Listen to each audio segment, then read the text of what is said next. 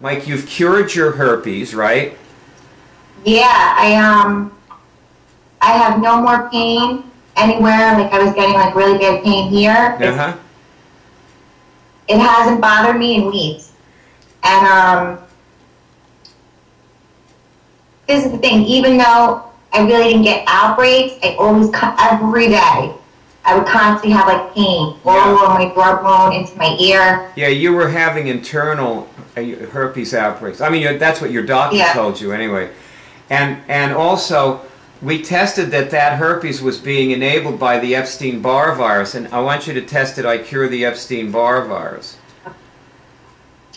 Oh, wait. Did I cure the Epstein-Barr virus? Yes. So you cured both of them. You had to cure both of them because they were cofactors in each other. Yeah. And tell us about your visit in Florida where you usually would get a herpes outbreak and you didn't get one. I didn't get one because I was really focused on keeping it removed the whole time I was there. Have you had one since? No. Have you started getting signals yet? Yeah, it was so amazing. I woke up this morning and I was going through the list of bodies and the pathologies, and I was in signals, and I was so shocked because I didn't think I would get any. Right. Another thing that I noticed this morning, after I were doing the steps and the testing, my nose stopped bleeding straight after. So I was having nosebleed. Yeah. And after I was doing all the testing and removing of the pathologies out of the body, my nose stopped bleeding straight away, which was quite amazing. Yes, well, you see, what you're going to notice is that you're experiencing a disappearance of symptoms. See how crazy my fingers are?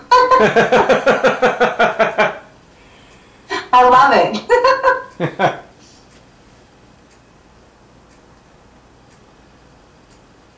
Now I feel high.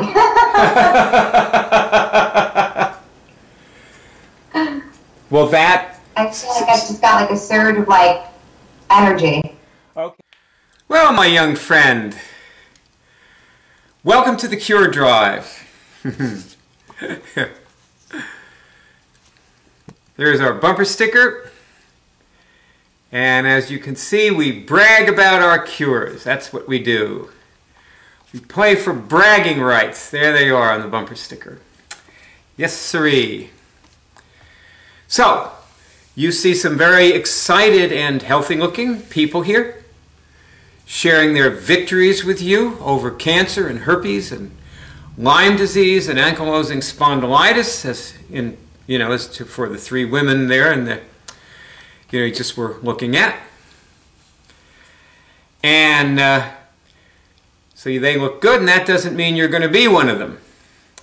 These people work very hard to get where they are. This is work, buddy. It's going to be a lot of work, and that's what you're going to have to do. Work. And that's going to be in a few minutes as you follow the directions that I give you in this movie. I'm going to start giving you instructions and lessons shortly, so stay with me here. Stay with me. You don't want to miss that. So I'm going to be showing you people doing what you're going to be told to do, examples, to make it really clear to you what you're supposed to do and what it's supposed to be for you. And of course everybody's different, so you're going to see a lot of different people and hopefully realize that you will be somewhat different than them, different yet the same. And they make it look simple and easy, but actually, for some of those people you were watching, it was scary and awful, especially before they started doing it, when they, had those diseases. And you're going to be seeing them in the middle of curing the diseases, and those people were in the middle of curing those diseases when they were filmed. Because that's what you need to see. You need to see what it looks like for you. when you start doing it. And see, when you start doing it, it's going to feel simple and easy. It's going to feel simply simple. That's how it's going to feel to you.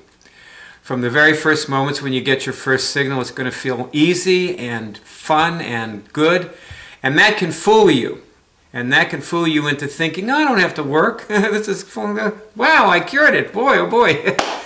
And then when you fall on your face, you're going to say, oh, I guess it didn't work, and you'll be gone and have herpes outbreaks for the rest of your life or die of the cancer. So you're going to really need to not get fooled and be told this. That's why I'm saying these things to you now.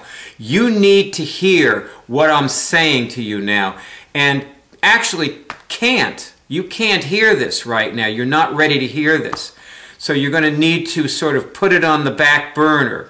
Like the things I say to you that go past you and you go, I don't know what he's talking about. Just put it on the back burner, buddy. And, you know, it will all make sense to you at some point, maybe. Maybe. Why would anybody think that curing an incurable and potentially lethal disease that a doctor can't touch with his or her drugs would require anything less than 100% of your best? Why would anybody think that curing cancer would be simple or easy? Because all the doctor has is treatments, right? Cancer treatments, herpes treatments, hepatitis B treatments, Epstein-Barr treatments, lupus treatments, all things that you hear people actually curing in the cure shows.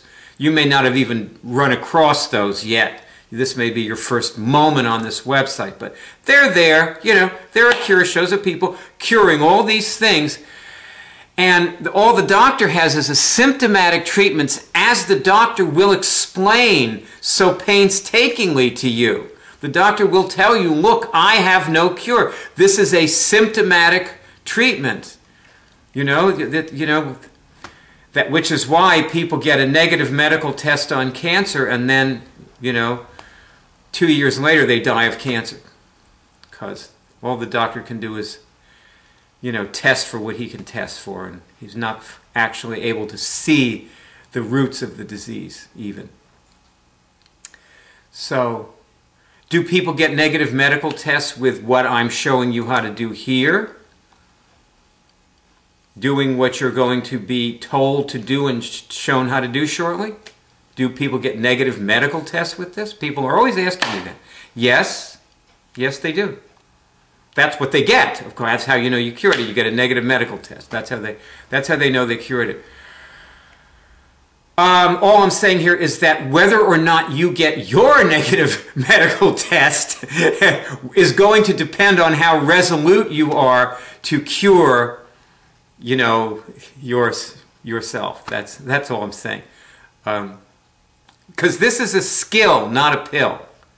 Okay, this is a skill you develop, not a pill that you swallow. So developing skill, as we all know, takes time, work, focus. It takes everything you've got to develop a. Have you ever developed a skill like a? Do you play tennis? You ever develop a tennis forehand? So you know what I'm talking about. Then it's a skill, not a pill.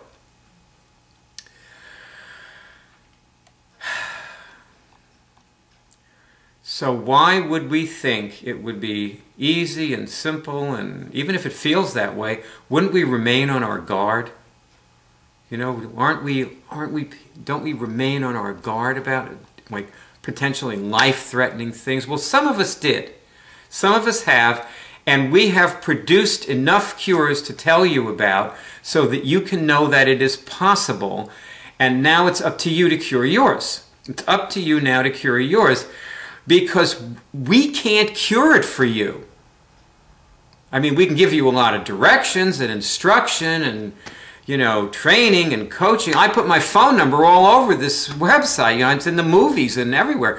You know, because, you know, people need to talk to a person sometimes. And there's a whole bunch of us who stand ready to help you. We want to see you cure this. And we feel our manifesto is, we feel that having cured what we have cured, has conferred upon us a responsibility that we must not shirk to give this cure to the world. And specifically to you right now, since you're the one I'm talking to watching this movie. So welcome to the cure drive. That's what it is. And that's what you're going to have to do, drive for your cure. You're going to have to drive yourself to do more when you don't feel like doing more. Because, see, this takes away all your stress. And you feel good when you do this. You feel relaxed, happy, and great. Even when you know the tumor is not completely gone. You feel like, wow, it feels as though you're completely cured, like in 5 minutes.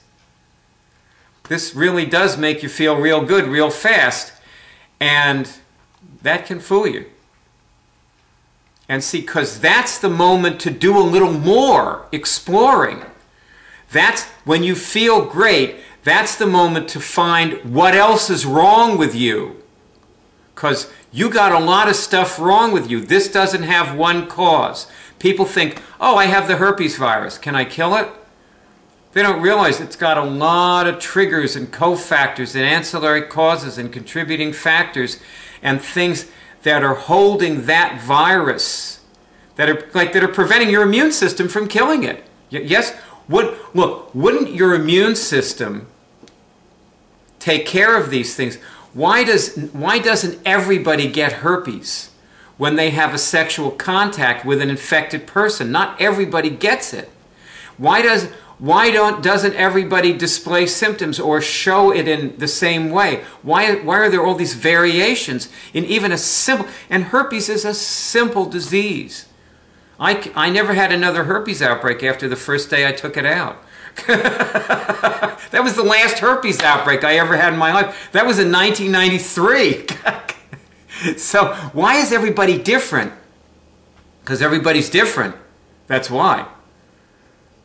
So when you're feeling good from having done a little of this, that's the moment to look for the rest of it, to look for the next thing. When you've cured something, that's when you can cure something. And the thing that interferes with you curing,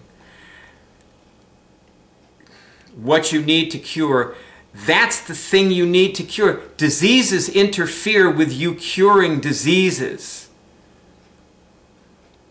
Diseases interfere with you curing them. And your symptoms of other diseases, you have many diseases. You have emotional diseases and spiritual diseases. Everybody does. You're sick. You know, everybody is. We all know we're dysfunctional, right? I mean, everybody knows that about themselves. You know? I mean, if you don't know that, you're psychotic, and then you're really in serious shape, okay? So everybody knows they're dysfunctional. So your symptoms of other things, not the thing you came here to cure, those things are preventing you from locating the things you need to take out to cure the thing you came to cure. And if what I just said is convoluted, that's because you're convoluted. See, the problem isn't that what we're showing you how to do here is complex. The problem is you're complex. And the people you were just looking at in these movies, those women, unraveled a little bit of that. To some extent, they succeeded in unraveling it, and that's what you were looking at when you were watching them, those moments of cure. They were just willing to unravel a little bit of it and show you how they're doing that. So, like, if they seem like they're right in the middle of it sometimes, well, they are, you know. For example, Angela, the woman, the cardiac technician who's curing breast and bone cancer that you were just watching, she joined the Webb College and did absolutely nothing with it. She got her membership, her password, her collegeship, and she was a member, and she did not start. She didn't do it. She didn't look at it. She did nothing until after her password expired. She got a 3-month password, never touched it. And then after it expired, and after she made her appointment to start chemotherapy, that was when she called me.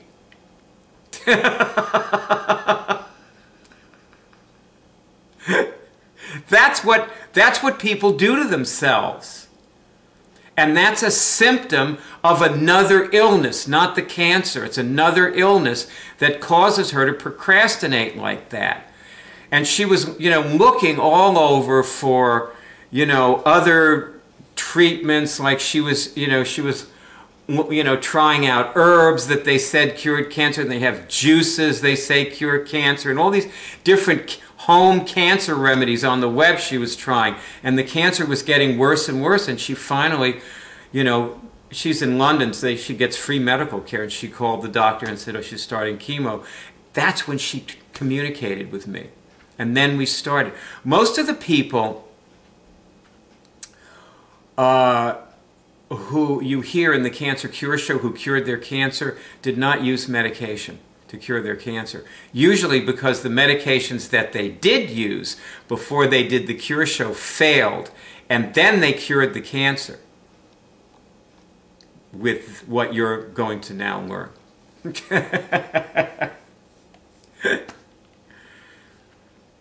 And she has taken out all of the medication allergies. You know how people, when they do a cancer treatment, they lay down in bed, their tongue turns gray, they get up only to vomit. They lose their appetite, they eat a little bit, and then they have the dry heaves all day. This is what those drugs do, the drugs she's taking. This is what her doctor told her symptoms of the medication would be. And she removed that with, I've been showing her how to do this since about 3 or 4 days before she actually took her first medication. And she took that medication. Another one is nosebleeds. When she was talking about her nosebleed, the nosebleed happens because she has bone cancer, and it lowers your platelets. And also the chemo lowers your platelets. And these people get nosebleeds that go on for days. They check themselves into the hospital because the nosebleed won't stop. And she's taken it all out. She has no symptoms. She can actually handle taking the drugs if she wants to.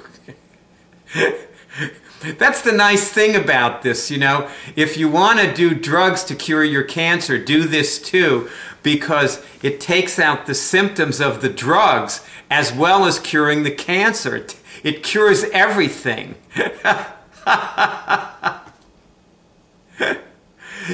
God. So, many have come and few have actually done as what Angela has done, because Angela worked. And so many people just quit. They actually make a decision to stop. It's not that it's not working. It's just that they don't do it.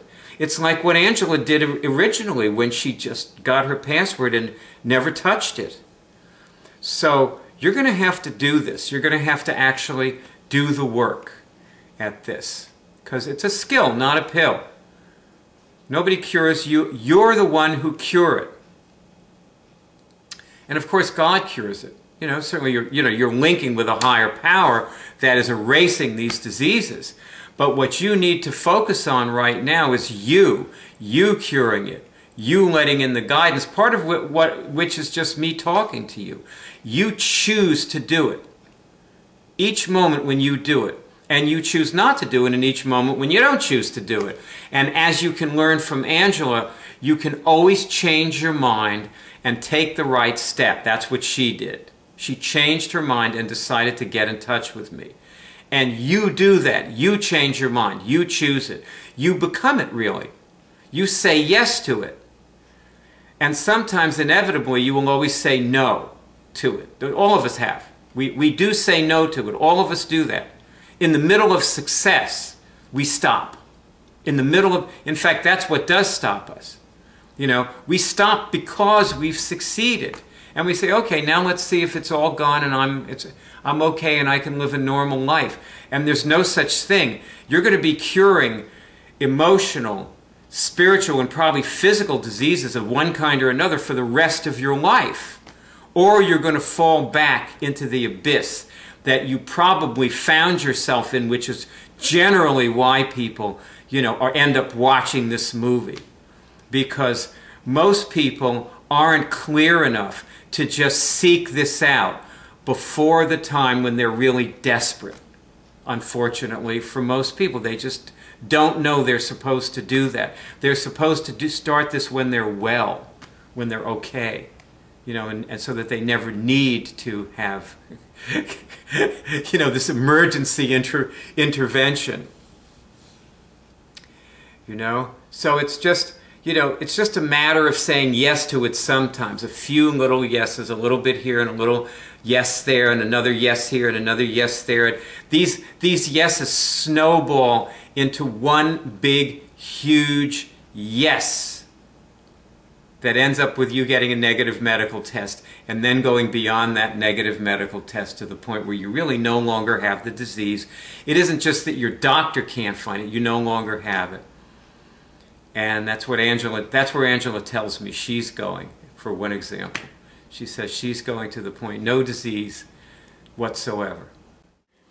Tony Ann was curing an infection caused by an oral herpes outbreak in her mouth that went into her ear because, and this is what her doctor told her, of another virus called Epstein-Barr, which is actually also a herpes virus, which causes chronic fatigue syndrome. So she has these two viruses enabling each other, and her herpes outbreak is abnormally awful. You know, worse than most people's. And so she had a headache. As you saw, that infection was disappearing. That's what made the headache go away. Well, what? So you're feeling very calm now. Yeah. Do you still have a headache? Nope. Do you think the headache was connected with the swelling? Absolutely. So you think maybe the swelling went down now? I suspect that every human being on earth is able to do this. And is supposed to do this. But we don't. Even when people see they can, they don't. Curing things is an alien reality. People watch this movie and they write in and say, I'm nuts. Okay? It's an alien reality. People don't cure things, they die of them. Okay, that's what they do. Be honest with yourself. Like your mother gets cancer, what's your expectation? Think about it. You know, that's the reality you live in. Curing is an alien reality. That's why people die of things they don't need to die of. That's why we spend trillions globally on completely unnecessary medical treatments for things that people could have just cured in 5 minutes themselves.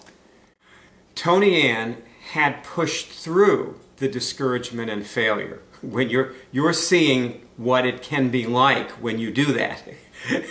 And what you're seeing when the headache was caused by the swelling in the inner ear from the oral herpes, the HSV1, which she was disabling by killing the Epstein-Barr virus. Let me just show you how she got to the headache disappearing, okay? I am now removing the Epstein-Barr virus from all my body.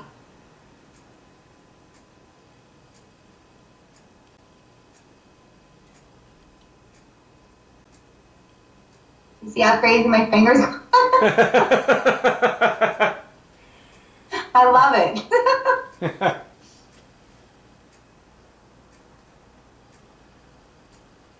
Now I feel high.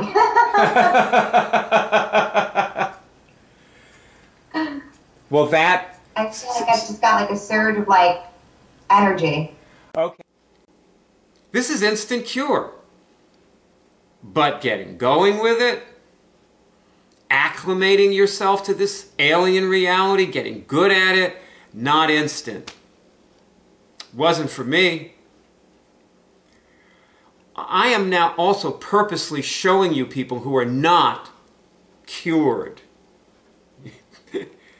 These are people like you, people in the middle of cure. Welcome to the Cure Drive. Well, the Cure Drive is an email group full of people and also a college full of people. It's also a show on the web called The Cure Show. We recorded these people with 5 volunteer teachers showing them how to cure it. Or 3 volunteer, a few volunteer teachers would show up and show this one guest, how to cure the disease. There are hundreds of recordings. You hear these people curing these diseases and their symptoms disappearing during the Cure Show.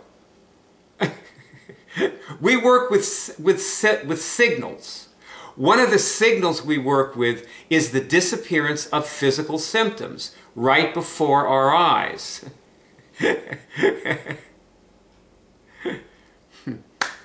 and you can hear how they cure the things in the Cure Show. And all of this is the Cure Drive. I'm Bayard Barnes, speaking for thousands of people who've cured things and who now are passing their help, their wisdom, along to you through me. And through this movie, this blueprint for cure that you're watching. This blueprint for developing skill. Curing things is a skill that you develop. It's not a new diet. It's not a miracle herb. It's not the magic juice, okay? 100 years ago, I had a torrid affair with a beautiful woman who died of cancer. And she drank the miracle juice. She used diet, vitamins, macrobiotics, herbs. She was a thorough researcher as to what helps cancer. And it helped. They all helped. She maintained herself cancer-free for several years after her first mastectomy. Those things helped her maintain herself. They helped her to live with the cancer, feel better while she was dying of it, and then she died. She also had state-of-the-art medical care. Well, she was the doctor who ran the cancer support groups at Pennsylvania Hospital.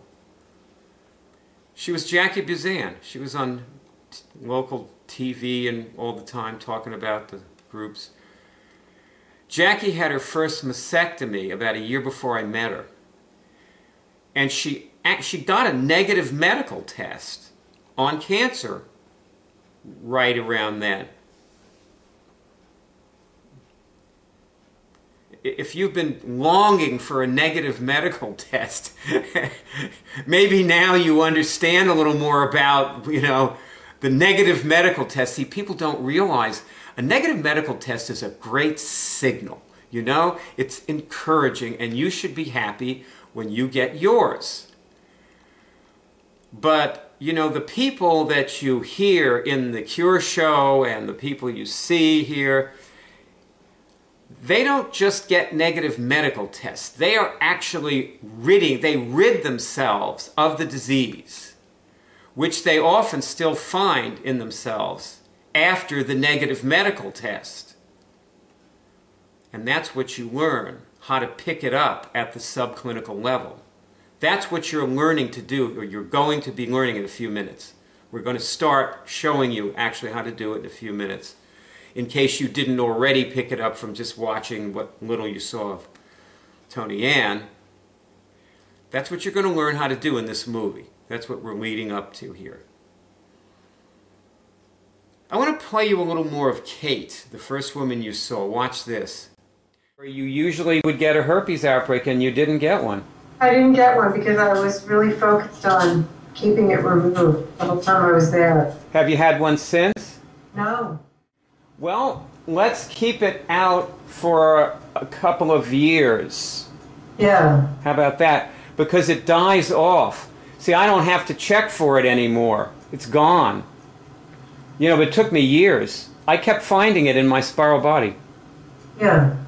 But now I don't find it anymore when I check. It dies off. If you don't let it outbreak, it dies off. So if you keep it out of your spiral, gravitate, those bodies for, For me, it was probably around 18 months. That's how you cure it. Kate did not join the cure drive to cure herpes. I doubt if she ever thought about curing herpes in her life until she was long in the cure drive for weeks.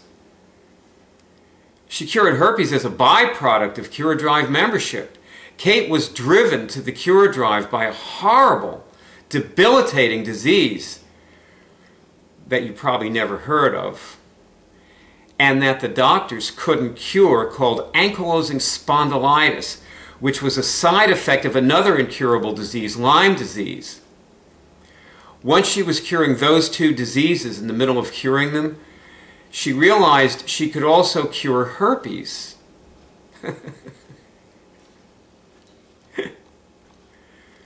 Kate developed a skill. That's what you're going to be doing. Kate was, that movie was taken around 6 weeks after she joined the cure drive. She had no symptoms, no ankylosing spondylitis. And ankylosing spondylitis symptoms are horrendous. It's a burning under the skin. It's like being burned alive. All over your body, over the entire body. Those diseases were stopping Kate. She wasn't functioning, not the way she needed to take care of 2 daughters. See, it's obvious when you look at Kate that she isn't suffering anymore. Her story, okay, the doctors put her on a very strong antibiotic. That was way before she discovered the cure drive. See, they had treatments, but unfortunately no cure. You know what? Let me show you Tony Ann again, who took Valtrex for herpes.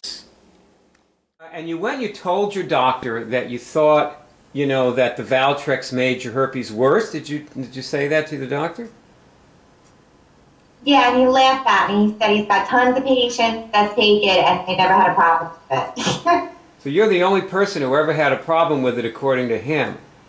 Yeah, but I have friends that, have taken it. I have like about 3 or 4 friends that have, they get cold sores and stuff, and they've taken it, and it doesn't even work for them. And one of them even said that she thinks it made it worse too. See, it's the same thing. Treatments, no cure. And in Tony Ann's case, I guess the treatment wasn't doing too well either. Anyway, the antibiotics for Kate stopped the ankylosing spondylitis symptoms. So that was great for her. For a couple of months, she was, pretty symptom-free. And then the doctor said, well, you can't stay on this. It was a very strong antibiotic. I can't remember the name of it, but it was a very strong antibiotic. And he said, you can't stay on this forever. All the ankylosing spondylitis symptoms came back, and the doctor had run out of treatments. Then she found us. She did a web search, and in desperation, she typed in a word that she wasn't supposed to type in. And it was the word cure. You see, there's no cure for ankylosing spondylitis, so you're not supposed to ask for one.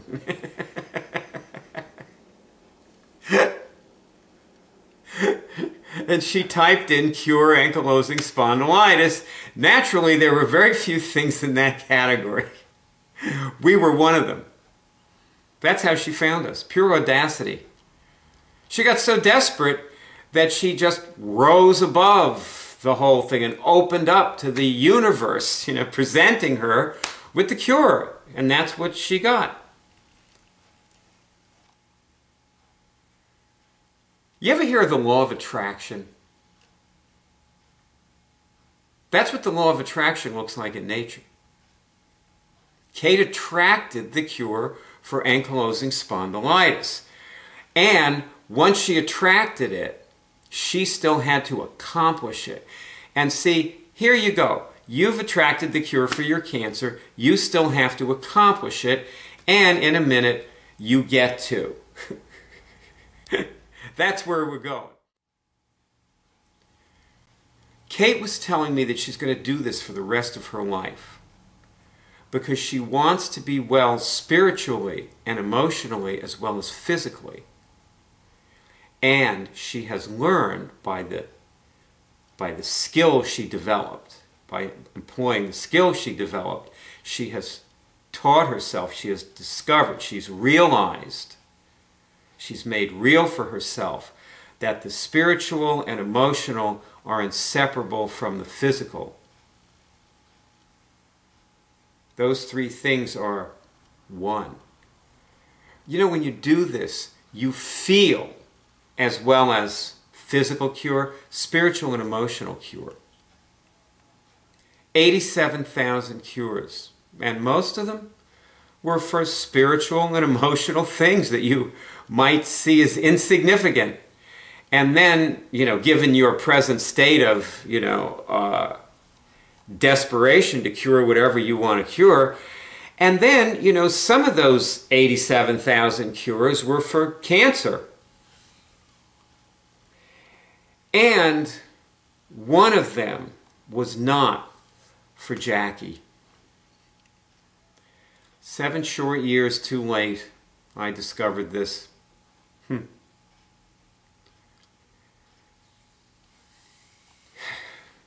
Jackie wouldn't just have cured cancer. If Jackie had had what you're going to do now, Jackie would have wiped cancer off the earth. Jackie was somebody who could have done that. You know, she used to go on those talk shows, you know, in Philly all the time talking about the cancer support groups at Penn. Well, she would have been on TV all the time talking about this. That was just the kind of human dynamo Jackie was.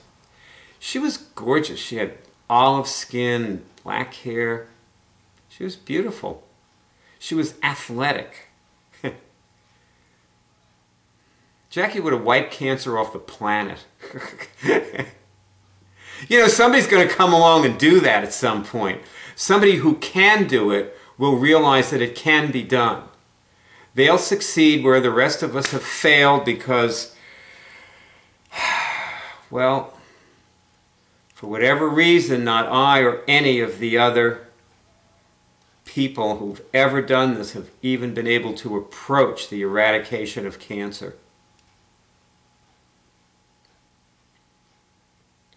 We need another Jackie.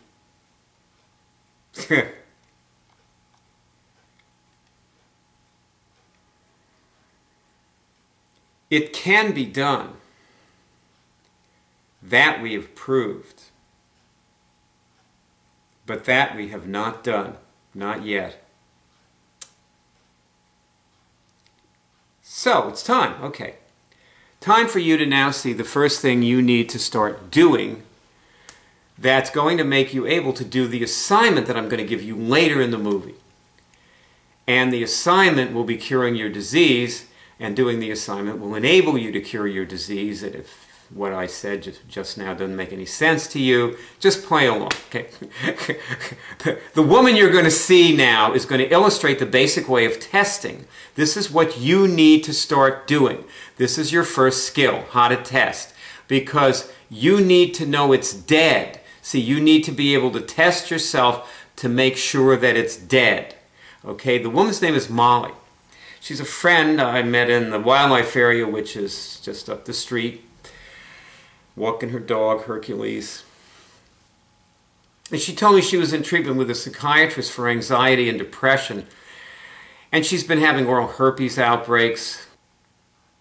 So this is the very beginning of how Molly started. Let's see what you do with this. Go ahead and nerve us out. But let go of your arms. You know, just drop your arms. Drop my arms. Let yourself move around. Let myself move. Yeah, let yourself move around. Okay, Good. just trying to get comfortable. That's great. Talking to bee out in the woods. That's just the same as we always do. Like we always do. Just like we always do. You know. Okay. But now, see, you never learned this. Now, this is you. You don't even know actually what we're going to do you? No. Not really, right? No. But you know you're going to learn to cure things. Yes. And we're going to cure, well, we'll get into that right now. You are say your name. Molly. Okay, and this is the Bayard Winfrey Show. we're on the Bayard Winfrey. It's like, you relate to it like Oprah, okay? Now, you own a company. You own your own company. You're the CEO, I guess? My husband and I own a small business. Yeah, yes. right. Which you make about taking a gross about $600,000-700,000 a year, something like that. Well, not quite that, but we do. We do okay. And you have employees, and we have employees. The whole lifestyle, the whole deal. You know, and you have a child. We have one child. He's 5 years old. Connor is. Oh my God. Okay. And so. And you're like, you know, for people who don't know you, you're like super friendly, and you got millions of friends, and like, you know, everybody loves you, you know. Because I know you, see, so I know all this stuff about you. Cause I guess I'm likable, yeah. Yeah, well, I'll just say that, because I know I can vouch for you. Okay. You're definitely likable, and also, you know, you just have a lot of wonderful things in your life. You have a wonderful. I met your husband once, and I know you have a wonderful relationship, and you have you know, he's your type. Yes. See, I can tell that. You know, I can look at a couple and go, oh, he's her type. You know, or she's his type. You know, and so on. And in the middle of this, you're hit with a major health crisis. Yeah. You know, and you're on medication. Yes. And the reason we're talking about this is because the approach that you're going to be taught to cure this now is exactly the approach that people thousands of people have used this to cure lethal and incurable diseases all over the world, such as lupus, fibromyalgia, cancer, herpes. I cured 2 kinds of herpes. I had them both. HSV1 and 2, lip and genital. I had them both. You know. I was having herpes outbreaks for 28 years. So, and the thing that you have to cure is anxiety and depression. Anxiety and depression, really. So, okay. Now, here's what we're gonna do. Okay. You're gonna look for a signal coming through one of your hands. So you should let go of your hands and relax them, and just you know, ask this question, can I cure things? Can I cure things? And look for a signal like a movement or a pulsing coming through one of your fingers. And see if you get anything like that.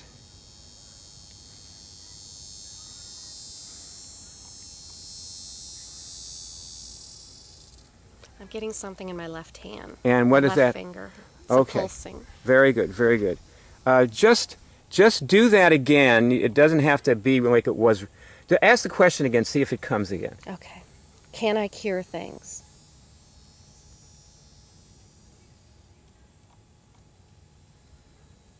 Yeah, it's a slight pulsing in this finger. Okay. Now ask, can I kill a virus? Can I kill a virus? And see if you get anything on that.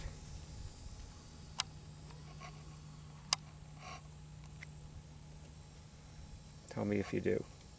Yeah. Okay. Yeah. And what's that? What does that feel like? It's a pulsing also, okay. But it's now like on down here. Oh, I see. Oh, I saw that. It's behind the camera. I didn't catch it at first. Okay. Nice. Did you feel any different just then when that happened? Yeah. Like, what was that difference? Connecting to my body, kind of a relaxing feeling. Which is what everybody says they get that. Yeah. That's the same exact thing, except as you go on with this, it's going to have all kinds of different variations of the feeling. Now, this feeling, this good feeling we're experiencing, that's a signal. You are now going to be trained, should you choose to accept your training. Your mission impossible, should you choose to accept it, will be to follow a thread of signals to and beyond a negative medical test. So you're going to get a negative medical test, and then you're going to go past that. Because the bad news is, when you get your negative medical test, and your doctor says, okay, we're not picking up herpes in your blood or whatever they test for, you're probably still going to be hosting the disease. To cure the disease, you have to take it to another, like, pitch. You know, another harmonic. Right, right. So, how'd you do with that? Have you started getting signals? You notice that Molly got two kinds of signal. Everything happened for her right in those first few moments.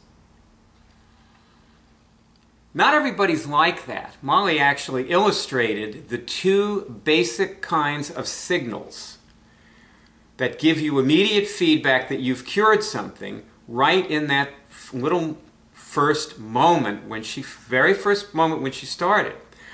One of the signals is the finger movement, the twitch, pulse. In one of your fingers, you can't predict which one it's going to come in. Can be any one, probably one of your pinkies. And the other signal that you saw Molly get was a good feeling. Far more important than the finger twitch, because a finger twitch can mean anything. A good feeling, on the other hand, is an obvious signal that you've cured something. Even if it's only a slight relaxation or letting go, you feel better when you're not sick anymore, right? Okay, so a good feeling probably means you're a little less sick. So if you suddenly, out of the blue, start feeling better while you're listening to me talk, that might mean you've cured something, yes? If that happened. Even if you don't know what the something that you cured was, something you might not have even known was there till it was gone. Not your disease, but it might have been a contributing thing to your disease, or maybe it was part of your disease, or something could have been, but it just could have been something else. And that's what every one of these experiences, these tests, these moments of boom, discharge is. It's a moment of cure. Now, so we haven't gotten to your disease yet, okay, but something for Molly, I'll tell you in a minute, actually, was cured. So the good feeling may take a little longer, a lot of times, than the finger movement does. You need to look for it after you get the finger movement. For most people, sometimes it comes in a second or two, which can be, that can feel like a long time after the finger movement. Or it could be a minute or two, which is definitely a lot longer time. But the good feeling is also way more important. Isn't that why you're doing this? You want to feel better, right? Yeah? And sometimes the good feeling is so small that you really have to look to even notice it, that it's there. But it's a signal, so you want to be looking for it. That change in the way you feel, just remember that that change in the way you feel is a signal that you're supposed to be looking for, that says you've cured something. So this isn't just a nice thing that happens and, you know, if it hits you over the head, fine, and if not, you don't have to pay any attention to it. That's a more important signal than the finger movement. Why am I beating this to death? Because most people don't understand that. That's why. No kidding, they really, it's funny because you'd think they would. You'd think people would know when they feel better. That's supposed to mean something, but it's like it goes right past them. People don't understand themselves. It means that you've cured something. For Molly, it meant that she cured. Now I'm going to tell you, it meant that she cured anxiety and depression. Just in that little moment that you saw there, that instant, that second, that was an instance of being well. An instant of being well, a moment of cure that can possibly expand into a life of being well, a life free of anxiety and depression.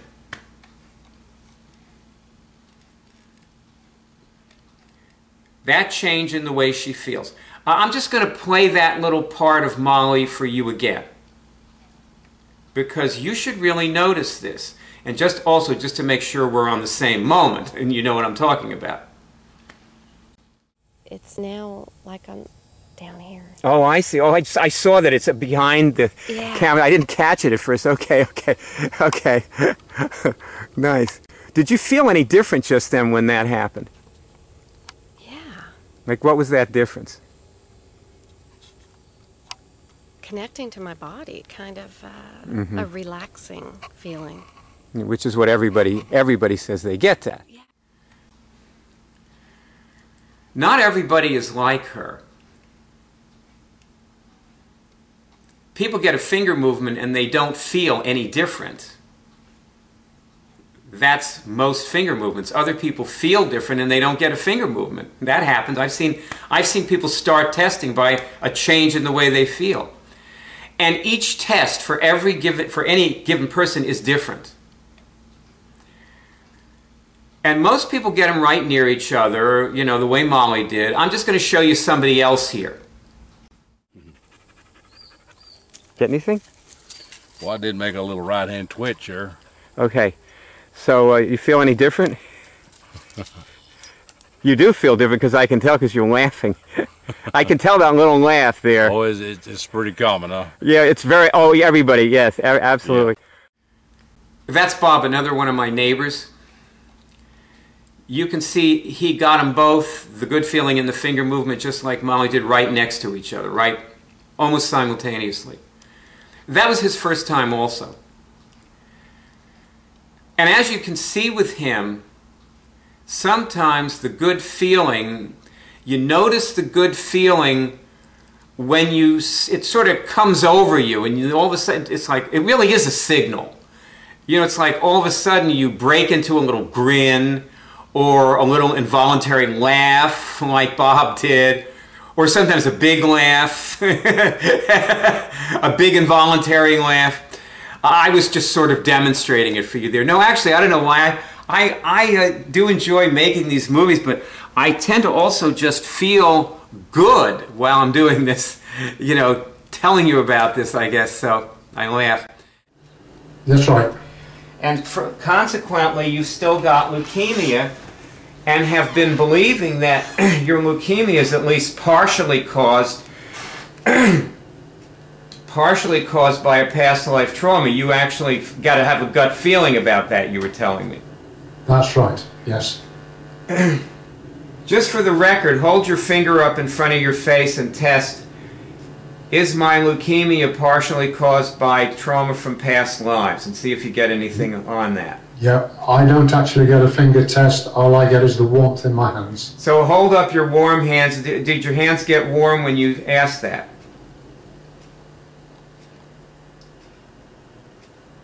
Yes. Okay. So that's what your signal looks like. The interesting thing is that you can put your hands down, you're actually able to instantly notice when your hand is warming. Oh yes, it is immediate. Yeah, it's exactly... It was very slow to start with, and the drop-off of heat for a no. Now it is very, very quick. So in other words, this is it's like exactly like a finger flick, really. That's right. For you, yes. It takes about the same amount of time it takes me to flick my finger, and also your no is like a dropping off of heat. That's right. So you do get a clear no signal as well, which is your hand gets cooler. That's right, yes. Yes, yes. And, you know, the funny thing is, I'll just say with my finger signal, this is kind of an interesting little thing about signals, a little aside about signals, that with my finger signal, when I get a no, instead of a finger flick, what I get is my finger simply feels more inert. I can't exactly explain clearly what that feels like, but it's like it just feels like it has less of a tendency to wiggle. I don't know. But there's I definitely do get a clear no signal that way. Yeah. Yeah. It's very, very strange to me because once the heat is there for a yes and I check something else and get a no, I can almost feel cool air around my fingers. Yes, right. Yeah. Okay. So now, with most tests, there is no change in the way you feel. This is also, maybe I'm missaying this stuff, because most of the time when you test, there's no change in the way you'll feel. You're going to see that in a minute. I'm going to play somebody else for you. When Molly was testing that question, let me ask you this first. When Molly was testing that question, did you get a signal? Did you apply that, or afterwards, as I've been talking, did you apply that question that Molly asked to yourself and see if you got a signal? And the question was, can I cure things? Can I cure things? So, have you started getting signals yet? Now, it might just be better to let this movie keep playing, whether you're getting signals or not. And as you go along, see what signals you get and hear more as you hear more people, or as I say, something I say may suddenly trigger, boom, your finger starts jumping all over the place. It happens to people all the time. Okay, so like, for example, this next woman that I'm going to show you, when she started getting signals, it was in her side, and she started getting signals on the things I was saying. When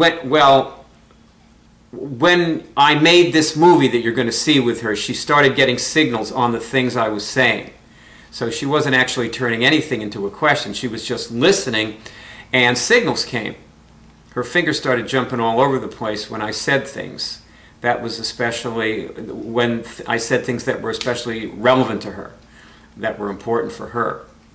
You know, that maybe she might not have been as aware of as she could have been, as, you know, that the thing was important. She got a signal telling her it was important. So that helped her notice it. That helped her hear me. So what you see here is a section, of course, of a much longer conversation.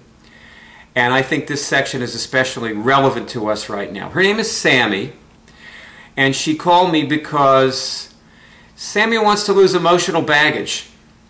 She lives in Queens. She doesn't have a physical disease to cure. She wants to be well in the emotional area. Okay, here she goes. Okay, strong yes, I guess. Got a strong yes, okay. And I noticed you also laughed slightly. Because I was like, yes, like a prolonged yes. Very good, very good. Test, have I cured anything? Have I cured anything? Yes. You got a yes, okay. Ask, have I cured more than one thing? Have I cured more than one? Yes. More than 10 things? More than 10 things? No. Okay, before we go on, I want to share something with you. Do you know that while you're doing this, I can test for you also? I've been testing while you're testing. Yeah, does that happen all the time? I wasn't even consciously trying to, it was just happening. And I guess, no, it doesn't, let me test, does it happen all the time? I get no, but it happened the last few times it did.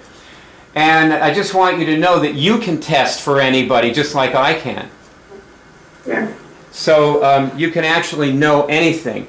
Now. Yeah. What? Sometimes when I hear people testing for themselves, I don't know if that answer is for me or for them. Right. And so you're doing fine with that. You get the, you separate yourself from them. No, I don't know if the answer I get if it's an answer for them or if it's for me. You have to test that and separate it when that happens, okay? In fact, even if you do know, you should still check it. Okay.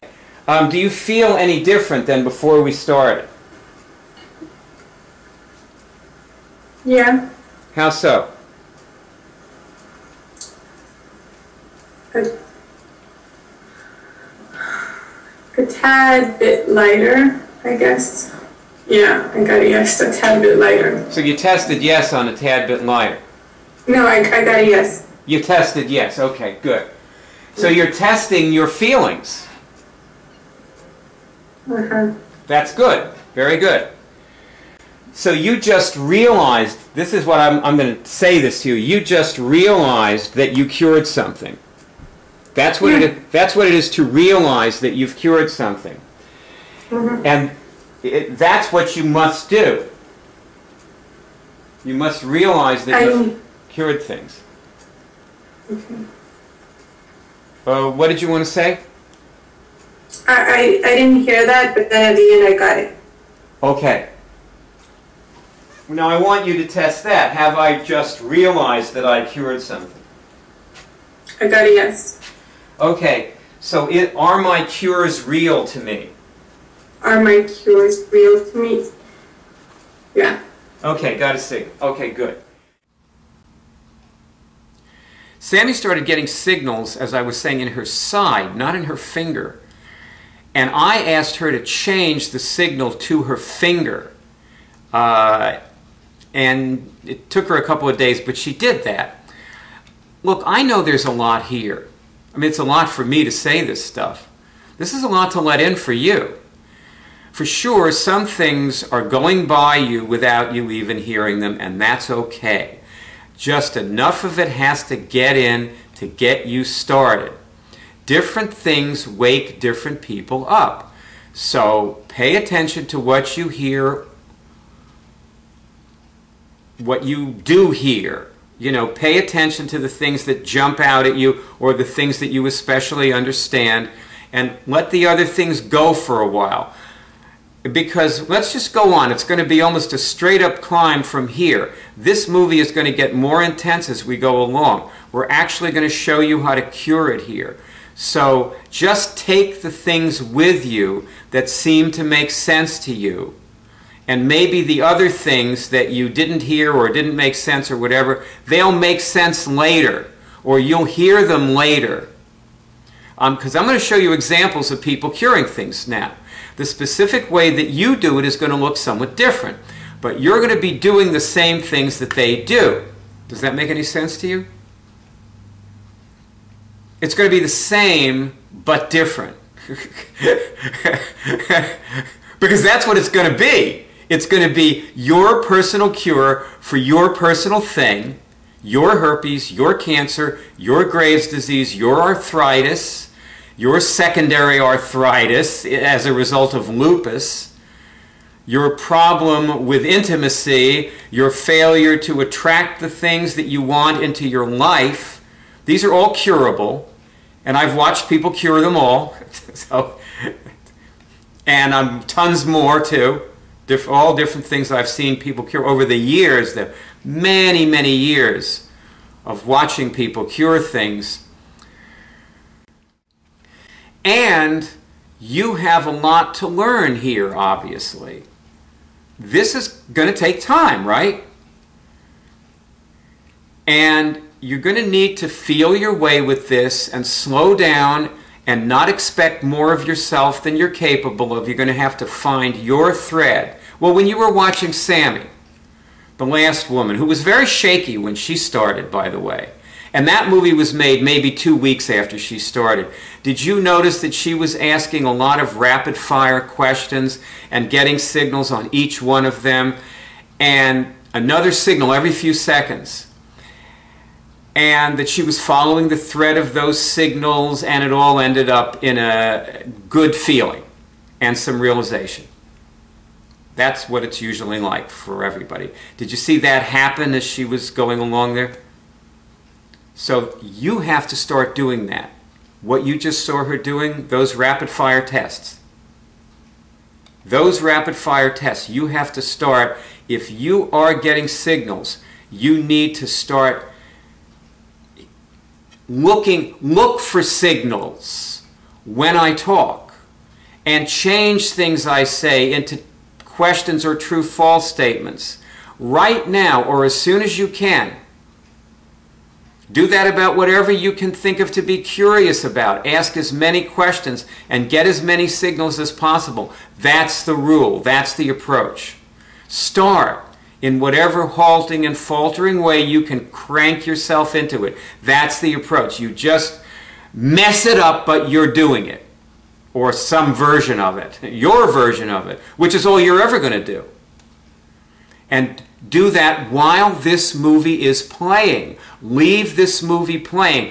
Don't turn this movie off. That would be a mistake, because the next thing I say could be the thing that breaks you through. Or the next person you see.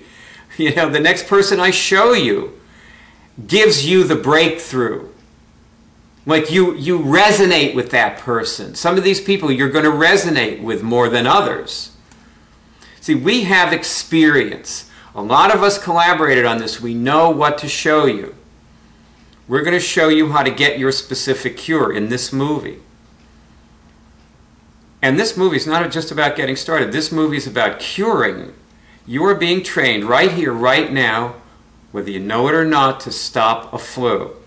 Even a deadly, incurable flu like West Nile virus or bird flu or H1N1 in half an hour. In half an hour. Did you hear that? That was an important one. Even if you've been sick with it for 3 days.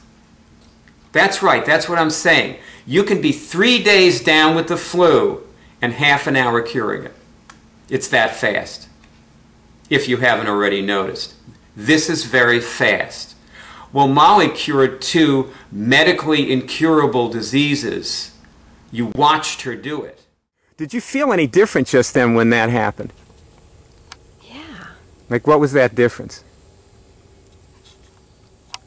Connecting to my body, kind of a relaxing feeling. Which is what everybody says they get that. Clinical anxiety and depression are incurable. They treat them forever. They never get over them. And you saw her drop them instantly the minute she got a signal. So, as you watch the people coming up, you're going to see how quick this is. My goal for you is that at the end of this movie, you are completely equipped to cure what you came in here to cure. And then, if you need some help, you can call me. My number's on the contact page of this college. That's how I made these movies. People call me. So push through, because you're going to be shown exactly how to cure your cancer. And you can turn that around in 2 or 3 weeks. That's right, you can turn cancer around in 2 or 3 weeks. That's what I've seen people do. That's everybody who did. That's standard. I mean, that's what it takes. That's not the exceptional miracle with this. And you should be practicing while I show you that. Even if you can't give me 100% of your attention, it's more important to practice than to try to listen to every word I say. Practice is more important. The things that you need from this movie will jump out at you as they go by. So do everything you can for yourself starting now. Apply what you're watching. Adapt it to yourself. And there will be points, okay, when I tell you to pause the movie. You know, and do things. So, as a matter of fact, one of those nice places is coming right up here, where you're going to shut down this movie. And I'm going to give you an assignment. The basics of curing your disease is coming. That's going to be your assignment, which I'm going to show you how to do it. And then I'll be sending you off. So you'll have to turn off the computer in the middle of the movie. Does it seem to you like you have attracted this to yourself? You attracted the cure, like the law of attraction. You've heard of that, right? Because that's what you're coming into. As you remove your dysfunctions, you discover that you have always been attracting everything wonderful to yourself. It's just that most of the time you didn't realize that it was there and it went away. And that's why you ended up with what you got, which was, maybe later you looked at it and go, oh my God, I got exactly what I didn't want, well, that's why. It's the dysfunctions. You see, the dysfunctions interfere, and the dysfunctions will interfere with you curing this. So part of your cure will be removing your dysfunctions, which I had been doing for months before I discovered that I could cure my herpes, which was the very first cure of an incurable disease ever in human history, by this kind of intentional, methodical, focused, conscious approach. You see, so we're doing this. We're doing this consciously. Yes.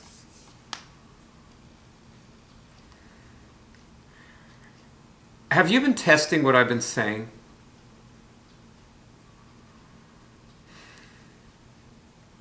Are you looking for, and all, like as I'm talking, do you test true or false, or just ask yourself questions about it? Have you been doing that? Because that's what you're supposed to be doing. And all, which I just told you a few minutes ago. Are you also looking for spontaneous signals, like where you're not actually, testing it. You're not saying, you're not asking a question about it. You just are conscious of your hands and, being with your body and your feelings and your intuition as I talk, and all of a sudden your finger moves and you go, oh my God, wait, what did he say? Why did my finger move? What was he saying? Or what were you thinking maybe? Because obviously what I'm saying is going to inspire thoughts in you, so your finger may move because of one of your thoughts. More likely than what I'm saying, actually. And so but anyway, you roll the movie back, like you move the slide control back, and then you play it again, and then there you have your finger, and you're saying, okay, is it there? Is it there? Is it there? Oh, wait a minute, that was what it is. You see? So, okay. That's called a spontaneous signal. The next woman that you're going to see, Keely Stahl, the editor-in-chief of this web college. She is Aunt Keely, your Aunt Keely, who writes the Aunt Keely column for the Cure Drive. Are you a Cure Drive member? That's the first thing you were supposed to do when you got here. When you started watching this movie, which, the sign-up is right next to my head. You notice right there? See, there's this little place where you put in your email address. And you can do it while you're listening to me right now if you haven't already. And then you hit send, which will then shut down the movie. And when the movie shuts off, when you come back to continue watching it, you're going to have to let it load. You're going to have to let it buffer, for a few minutes before you can slide yourself forward with the slide control to your place back here. And which, if you were not a Cure Drive member a minute or so ago, I'm going to assume that you're now getting serious about this and you realize that you were supposed to be in the Cure Drive and you joined while you were thinking about it. So now you've done that and you're back. And I'm going to assume that you're a Cure Drive member right now. And that I'm talking to a member of the Cure Drive. We got that out of the way. All right.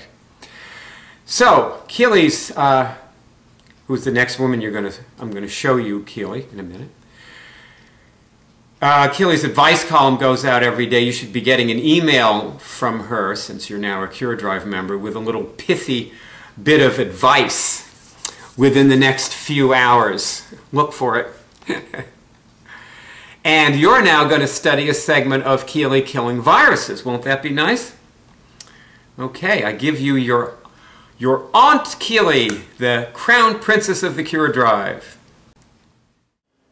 Now, what's that test on? What did you just got a signal there? What was I doing? I was just doing my gravitational body, because I had never quite scanned it that way before. That's usually the way I scan my karmic body. Uh-huh.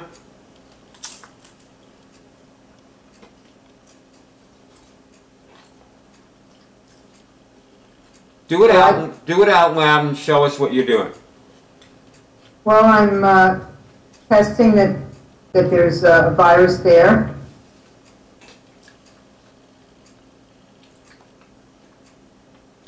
There's a virus in various places in my gravitational body. Moving it as I find it. Okay, now my gravitational body is free of all viruses. My celestial body is free. My spiral body is free. My etheric body is free. My astral, karmic. Wait. Okay, so that's what an advanced person looks like when they're taking out a virus. Viruses may or may not be a cofactor in your disease. I suggest that when I play that clip again, which I will, that you test things like that for yourself. Like, are viruses a cofactor in my disease or not? You know, or you could do that right now if you want. And also, whatever else comes up as you're watching the clip. And also, do I have whatever Keely's testing for in whatever body she's talking about?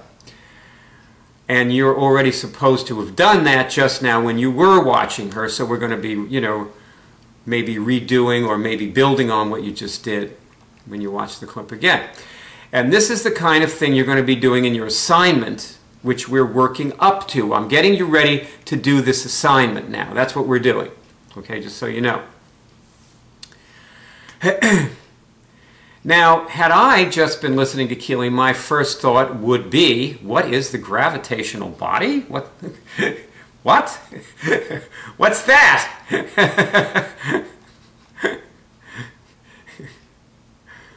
So now, I'm going to tell you the most important thing that you need to know about your gravitational body right now. You ready to let this in? Okay.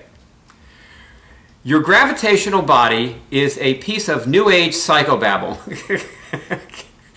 It's meaningless, worthless mind speak. That's what it is. Unless you cure your herpes by taking herpes out of it. And then, at that point, the gravitational body and keeping it squeaky clean becomes the #1 most important priority in your entire life. And fortunately for you, you don't even have to know you have a gravitational body to remove herpes or cancer from it. Or, as you will hear with Keely, an incurable and potentially lethal liver disease from it. Because you can test for it.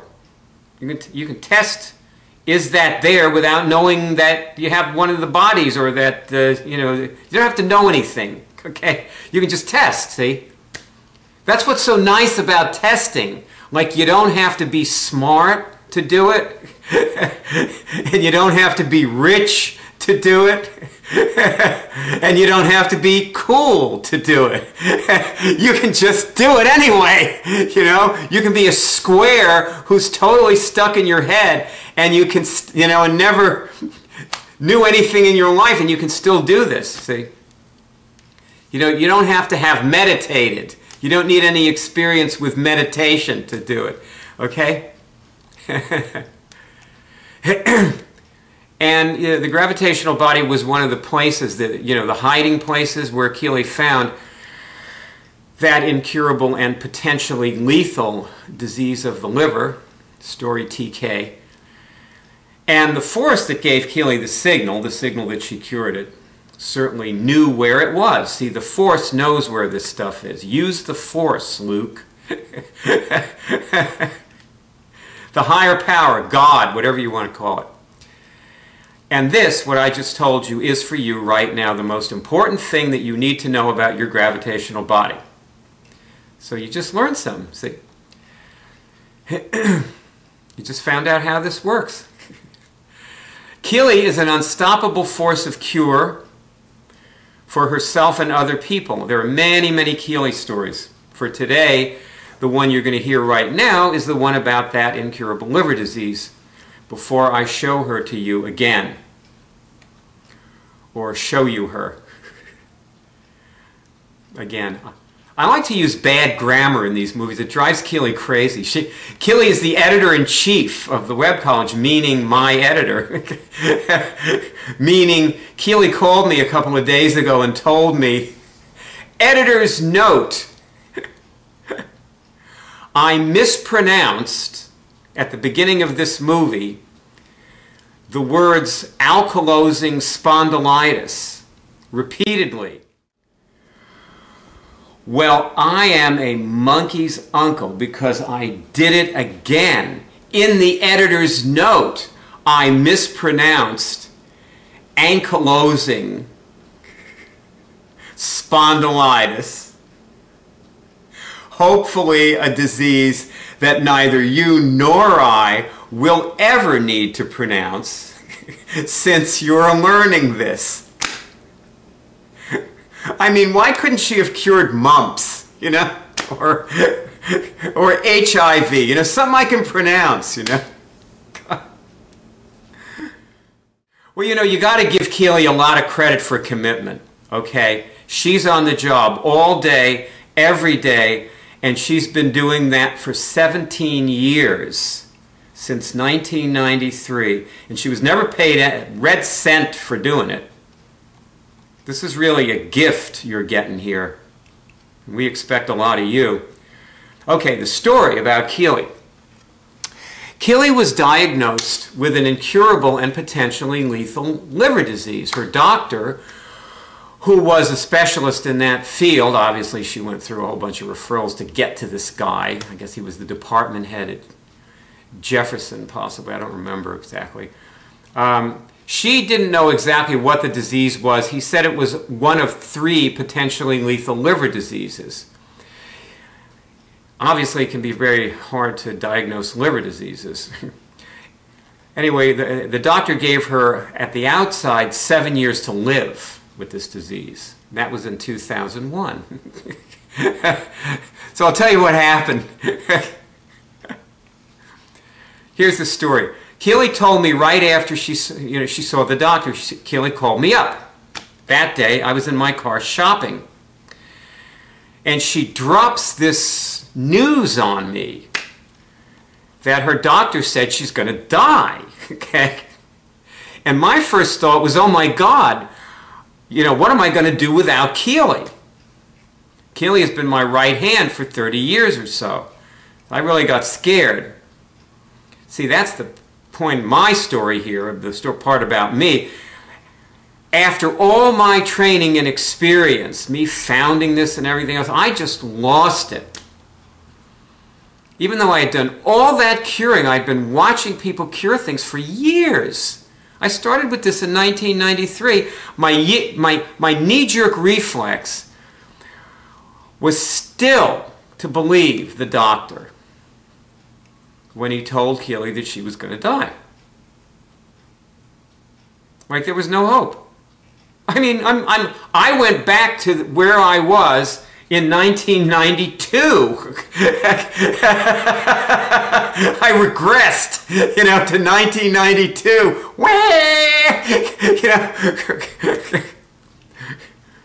You know, like I was before I ever cured anything, before I ever saw anybody else cure anything. So the point of the story about me, the part about me, is that, in case you haven't already guessed what I'm leading up to, I was brainwashed.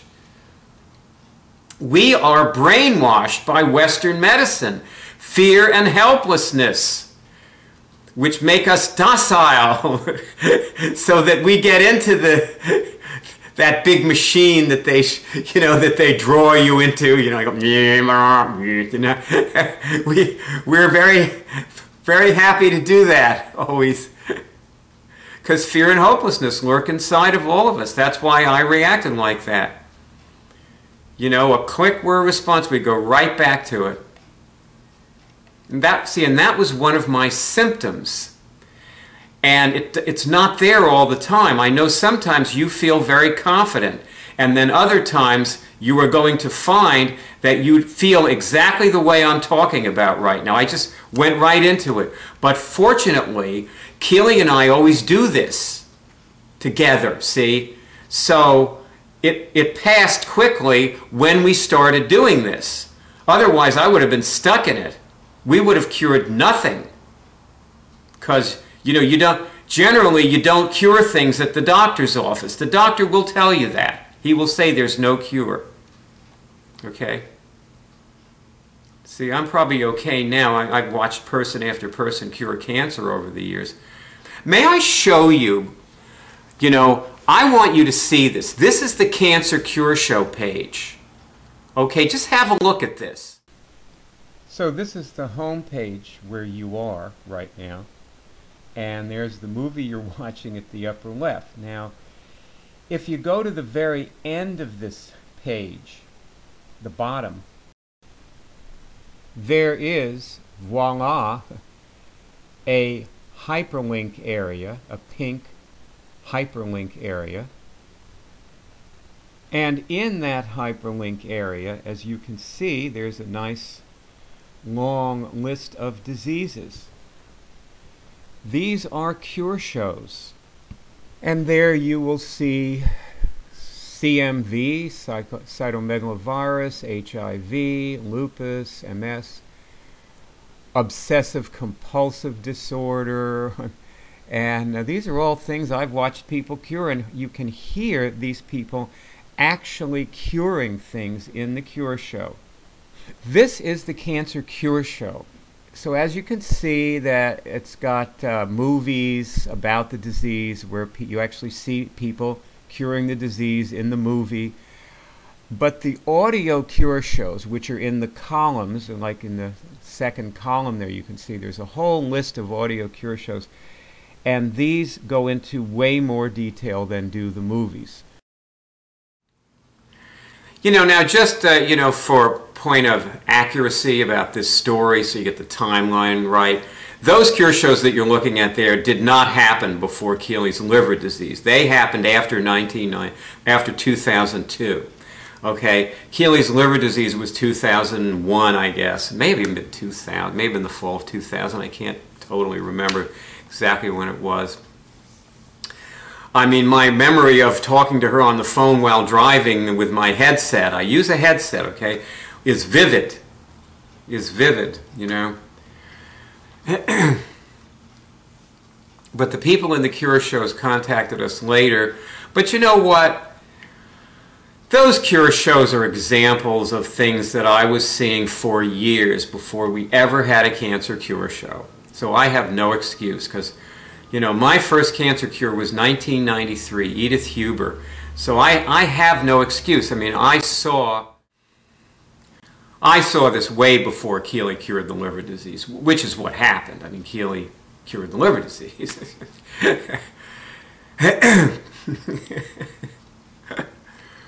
So anyway, okay. So Keely and I started curing the liver disease right there on the phone in my car while I was shopping. That's what we did. While I was driving. And my fear disappeared within a few minutes while I was doing that after we did a little IMMUNICS. She and I, that's what we call this, we call it IMMUNICS. She was removing the things and I was asking her questions. And I didn't consciously try to cure anything, but I did. I cured some while I was doing that. I just asked her questions and she tested them. And I told her to remove things and she did, and I cured some. And so did she. She started to anyway. See, that's the nice thing about this. It's instantaneously available, no matter where you are or what you're doing. If you find out that somebody's sick while you're shopping, you can cure them while you're shopping. And you don't have to stop shopping. And that's what I did with Keely that day. I shopped and cured. Okay, look, I don't want to give myself too much credit here, okay? Keely did all of the curing on this herself. Most of it without me anywhere near her. And 2 months later, 2 months after her initial diagnosis, 2 months after the doctor gave her 7 years to live, you're listening to this, 2 months from the time that Keely called me in my car that day, or maybe it was 3 months, I don't remember actually. But it was short, okay? That same doctor retested her, and this time she had a liver biopsy, not just blood tests. And all the medical tests came up negative, nothing, clean. Healthiest liver they ever saw.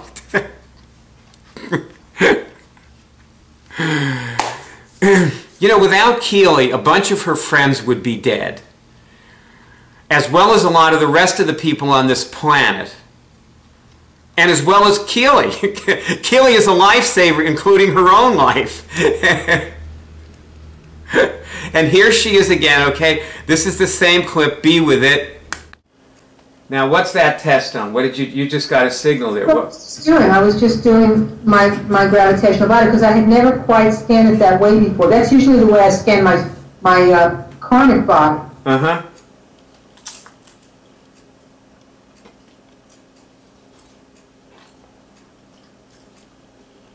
Do it out loud and show us what you're doing.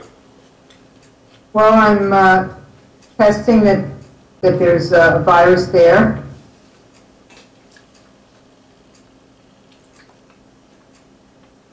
There's a virus in various places in my gravitational body. Moving it as I find it. Okay, now my gravitational body is free of all viruses. My celestial body is free. My spiral body is free. My etheric body is free. My astral, karmic. Wait. Were you testing for yourself when you were watching that? Because that's what you're supposed to be doing. Because then you're going to do the assignment, and in the assignment you're going to be off without the computer, without looking at anybody, unless you get a friend to take a walk with you and do it, which would be very good. Okay, so if you did what you saw Keely doing, I'm now removing that, and if you got a signal, did the way you feel change? I am preparing you to do the assignment where you methodically cure your disease. This is going to be where you systematically, methodically, dependably, predictably cure your disease. And what you're doing here is supposed to inspire questions in you that I'm not feeding you. You're supposed to be inspired with this, inspired with questions like, can I remove that? Questions that you can test, true, false questions, you know, they're supposed to pop into your head, or maybe you have to force yourself to think of, I don't know, but, you know, yes, no questions like, is what Byard is saying right now relevant to me? That's a question. See if you get a signal on that. Test questions or statements such as, do I have viruses hiding in me? How about bacteria? How about parasites? I'm saying you should ask specific questions. Do I have emotional dysfunctions hiding in me? Are those that I'm not aware of? Am I emotionally dysfunctional in ways I'm not aware of? Are those emotional dysfunctions obvious to other people? Might be something good to know. Or things like, am I afraid to know these things? Test that. See if you get a signal on that.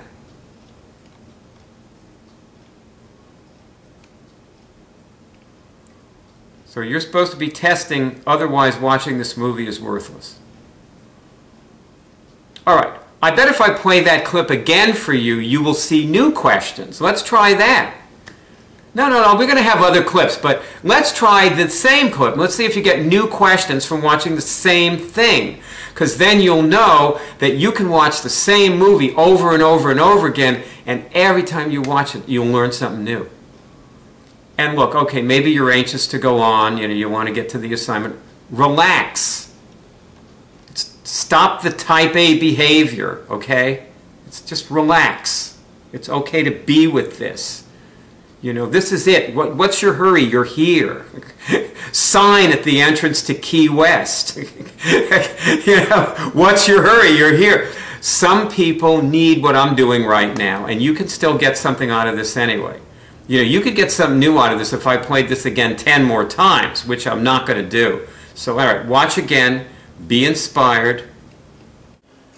Now, what's that test on? What did you just got a signal there? What was I doing? I was just doing my gravitational body because I had never quite scanned it that way before. That's usually the way I scan my karmic body. Uh-huh.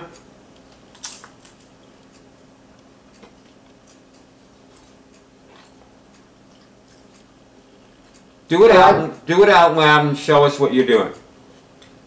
Well, I'm testing that there's a virus there.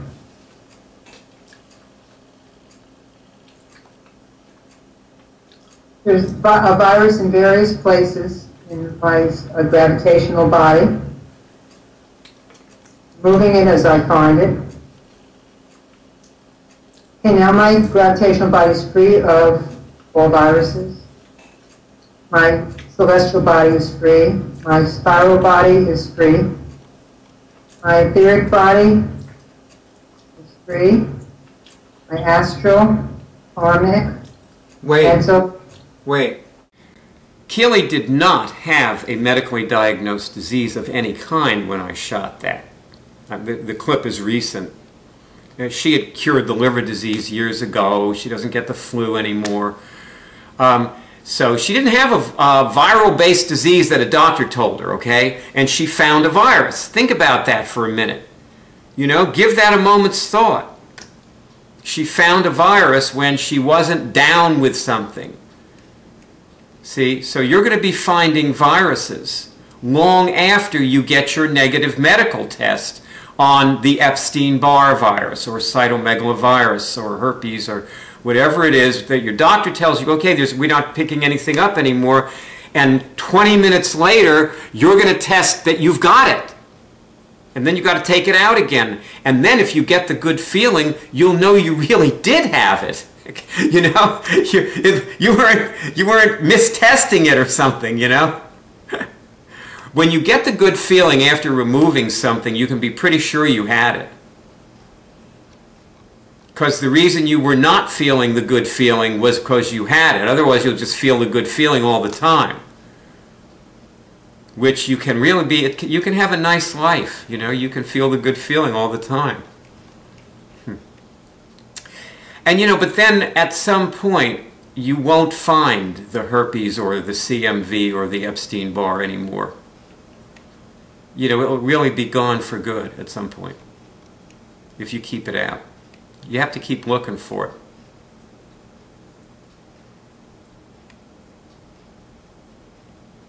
See, you look for it in the gravitational or the spiral or the other bodies, the celestial body. That's where they start, before they get into the physical body. You got to get them now when they're in those bodies, and then they don't ever get in the physical body. I never had another herpes outbreak after the very first day I took my herpes out because I kept it out. Years ago, a woman wrote in from Israel. I think her name was Nurit. Well, it was an email, so. She and her husband, the doctor they were going to, well, I guess they have state medicine there. They were going to terminate her pregnancy. She had cytomegalovirus. And 10 days later, or a few weeks later, not long at all, She was right on the verge of them terminating the pregnancy when she found this. She got a negative medical test.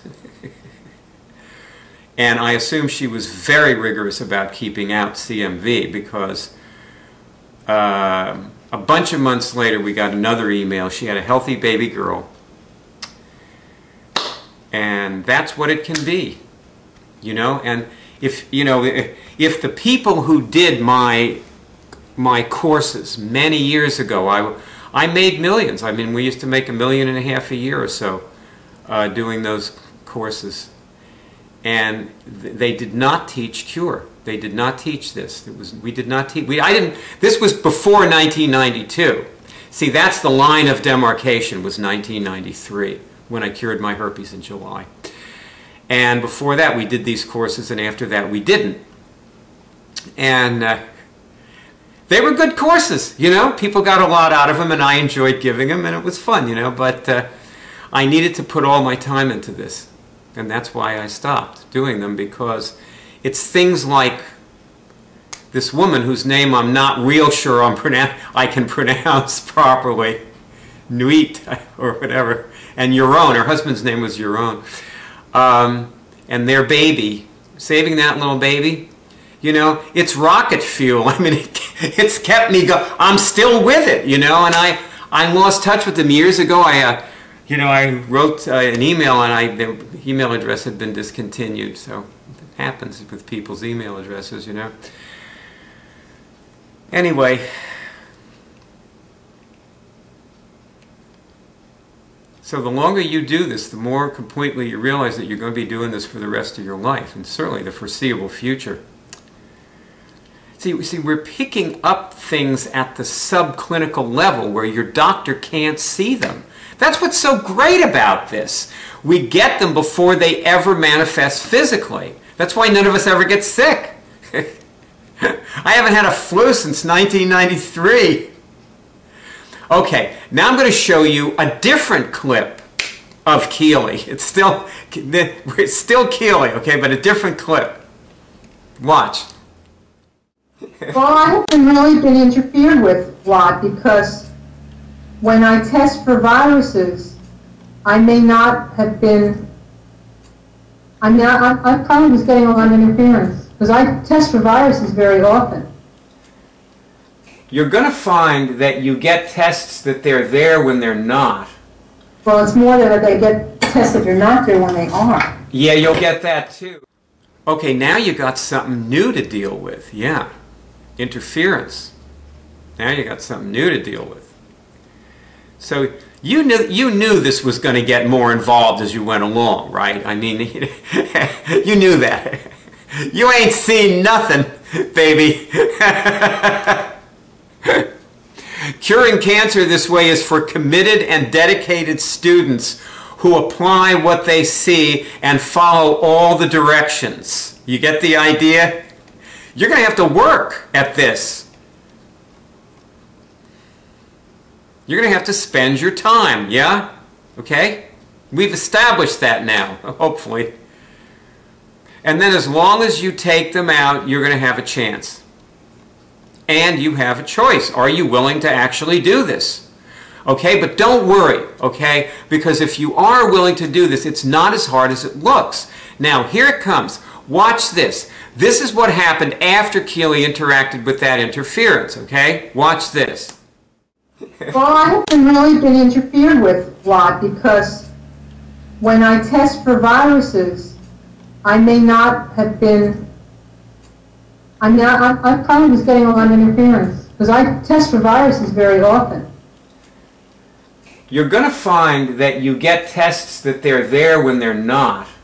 Well, it's more that they get tests that they're not there when they are. Yeah, you'll get that too. So you have to dig down and go body by body, and then don't just test is there any. You can feel your gravitational body, right? Yeah. Okay. Don't just test is there any virus in my gravitational body. Actually feel your gravitational body and go through it. Feel it like, you know. Yeah. you just sort of scan it, and all the little things that you see in it, just see if you get a finger movement on virus. Is that a virus? Is that a virus? So just the word virus. Okay.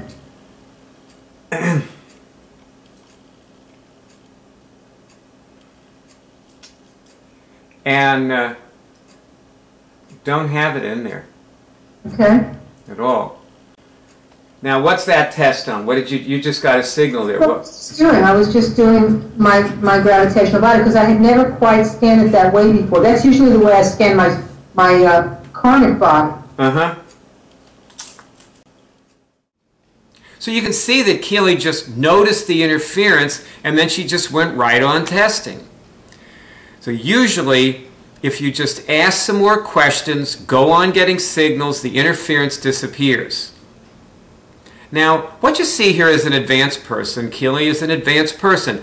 Don't blame yourself if you're not as facile as she is, you don't know as much as she does. See, you can do the things that you see her doing. See, that's going to be the assignment. But you can't expect yourself to know what she knows. That is not a fair demand for you to place on yourself. You need more experience. You need to treat yourself with kindness and respect and accept where you are and accept yourself. See, I get a little afraid to show these movies to people sometimes. I'm going to feel so discouraged. Do not be discouraged. Give yourself some time to get going. Relax. Enjoy this. Success is a journey. So enjoy the trip. That was trite.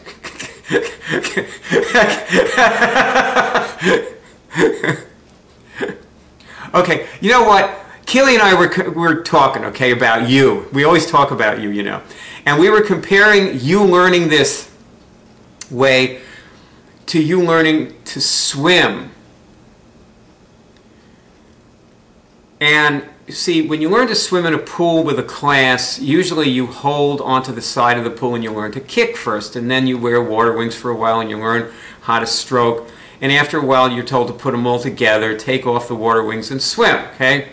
Swimming is complex but feels simple when you learn that way. Now, what you're doing here is you have an incurable disease. And you're learning alone with a movie on the World Wide Web.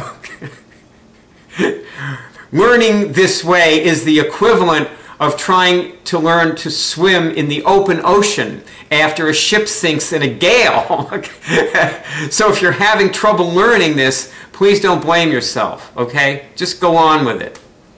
And if you instantly started doing it a while back, you should know that you have a very good God connection. That's why that happened. Grace. It's grace.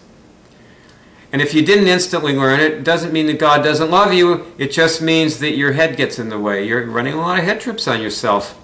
You need to turn off the head trips. And if you don't turn the head trips off, you might drown. And you need to start asking questions right now. You know, you just have to have your own questions and ask them and see if you get a signal on them. And if you haven't been getting signals, keep testing till you get a signal. And not just when you're in front of the computer, all day. And after you start getting signals, whenever that is, whether it was an hour ago or now or whatever, you've got to keep asking questions and keep getting signals all day, question after question after question. And make up the weirdest questions to ask. And that's how I became the person I am today. Asking questions builds character, young man and young woman. Testing your own questions builds character. You young whippersnapper. I'll teach you a thing or two. You can do this, you know? Okay, it's time for you to start. So I'm now going to give you the assignment, which is, this is the most basic curing assignment. You're going to be doing this assignment way past the point where you get a negative medical test, until your disease is completely gone. So you're going to do an hour or so of it now. And then you're going to start the movie again. And you may cure the disease in this hour, and even if you do cure the disease in this hour, you have to keep repeating the assignment over and over and over again. When you cure the disease, it won't mean you don't have it. That's what I want to say. It may be back. You have to keep checking. But when you cure the disease, you're going to know. One way you will know. Actually, we call this the Big Bang. And it's where you have an experience where it's a version of that relaxed, calm, clear, courageous, loving, caring feeling that is very, very profound. That happens within a minute or two of curing the thing, but it lasts a little longer. See, when you're sick, this calm feeling is cumulative. So at some point, you're just a lot calmer than you used to be ever. Your whole being changes permanently, and it's continuous. It does do that. That does happen because that's your natural state. Your normal state is stress-free, calm, clear, relaxed, courageous, loving, powerful, intuitive. That's who you are. That's just your reality. And in that state, you are in an absolute state of being with the law of attraction. It's total synchronicity, and everything goes your way. I experienced some version of that in my life. Obviously, I'm not completely. Maybe nobody ever gets completely cured of everything. Well, what do I know? It's all speculation, but definitely I'm different than I used to be. And so is everybody I know. Okay, all the people I know for years, they are really different. All of them are really different. And certainly they manifest all the things they want. Obviously, that's true. I look at Keely living in her condo over the ocean, which is where she always wanted to live and didn't. She lived in a condo over the pool before, in Philadelphia, and the pool was closed for half the year. So she's definitely upgraded. But anyway, you get the idea, here. It's just, when you're functional, things go your way. That's how things go your way. Which is what my old courses were about, which made, stopping teaching them a lot more easy for me to do because I knew we were going to get the same result, okay? So I was happy about that. I had something I could be happy about. So I didn't just abandon what I was doing, I just continued doing it in a simpler and more direct and easier and faster form. It was like getting a laptop computer with a 1,000 gig hard drive and replacing the old TRS-80 with that. You know what I'm saying? We had TRS-80s back in the day. We know what old computers are like, and they were fun. It was good to be a pioneer, and it was good not to be a pioneer anymore and to have running water and electricity, okay? I like it now. It's better now. I don't like chopping wood anymore. Okay, so you are going to feel, okay, the point is, when you cured your disease, you may find it again in you later, but you'll know you cured it because you have this very profound, unusually profound version of the calm, clear, relaxed place, the serene, empty place. You're going to realize that a lot of the compulsive thinking, the agitation that you have gone through all of your life is because you were desperately trying to figure out how to cure these legions of things that are wrong with you that are gone. Or some of them are anyway. And then you'll feel, less like you need to be like that anymore. You won't be, you just feel better, It's a good feeling. And that, of course, means you're on your way to a negative medical test if you haven't already got one. But it does not mean you should stop. It's not going to be time to check yourself out of the hospital, okay? That's what people think. They think this is the hospital and they want to check out as quick as possible. And they don't realize you never leave. You're here forever. You know, it's nice here. That's what they don't quite get, you know. That, you know, this is simply a new ability that you've given yourself. It's a skill, and it has to be exercised and utilized, or you're throwing away God's gift. And God will simply, you know, continue loving you after you throw it away. If you throw it away and keep trying to give it back to you. Because God loves you unconditionally. But it doesn't mean that God can stop you from shooting yourself in the foot, okay? So unless you cure everything, you've cured nothing. Okay, you know what? You know what? So what I'm going to do here, I guess, is I think I'll just show you one more example. I'm going to give you another example of somebody doing the same thing that you're going to be doing in your exercise. You know, I want you to get used to seeing people do this. And well, we wouldn't want you to drown, okay? So here's another example of somebody killing a virus. And then we'll do the assignment, okay? Watch Esther. See what the first one says here? Yeah, all my bodies are free of pathology. Okay, but you would say, because you just tested for a virus, all my bodies are free of virus. So go ahead and do that. All my bodies are free of viruses. Yes. Do you feel any different? I always get a kind of feeling of relief, like Yeah. Okay. Okay. So that's another signal. Mm-hmm. It's the you have the finger signal, and then you have the relief. Mm-hmm. That's a signal that you've taken the virus out. Yeah. Now, what you would do. Now, see, as you can see from watching Esther, sometimes when you ask questions, you know, things cure themselves without you actually saying. You don't actually need to say, "I am now removing da-da, da-da." It's just, it happens as the signal comes. Actually, Keely was doing that too, if you notice it. You know, of course, Keely does everything like it's just all. See, these people are methodical, but they don't look methodical. But they really are.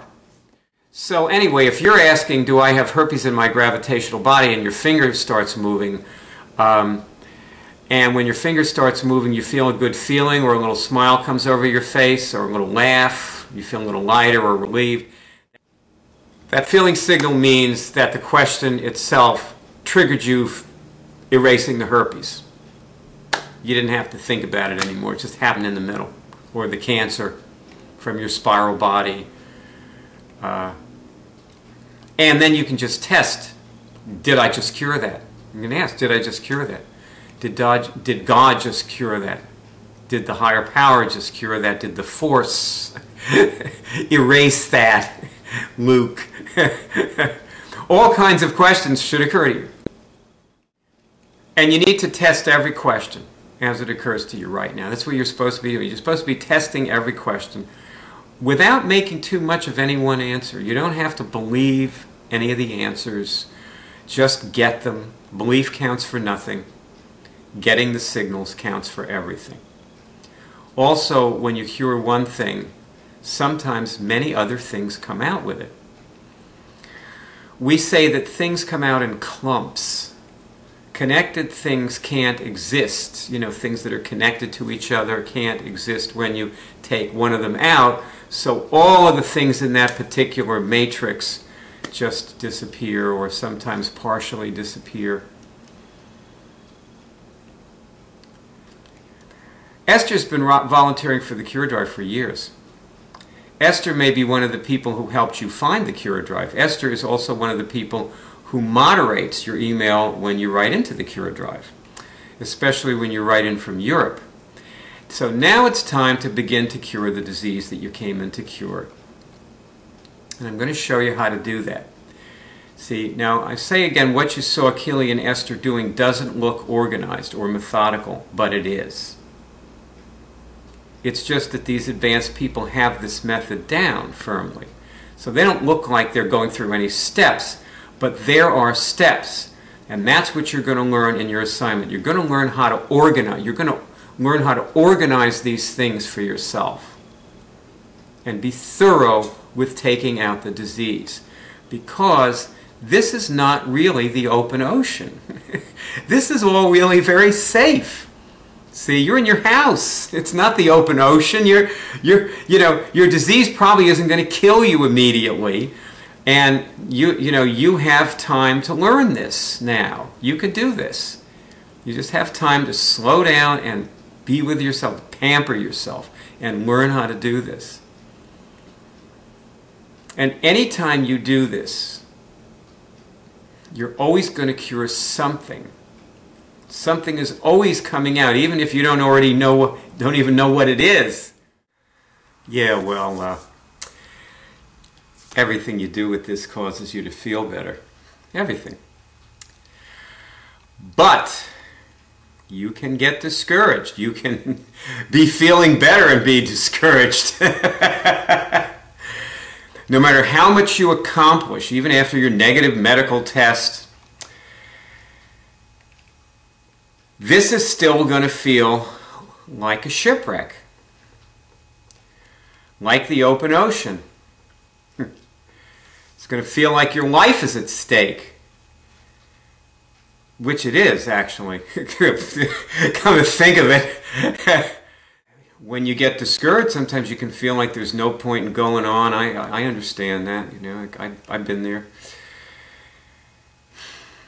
You can be succeeding and panic in the middle, be discouraged in the middle and want to quit in the middle.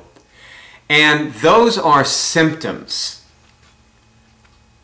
They're just more symptoms of your extensive pathological matrix. You know, the matrix of pathology, the web of pathology in which you're enmeshed, and that made the context for you contracting whatever the disease is, the Graves' disease or HIV. And, you know, people think these things like herpes or CMV are simple matters of exposure to the disease and then you get infected, and they're not.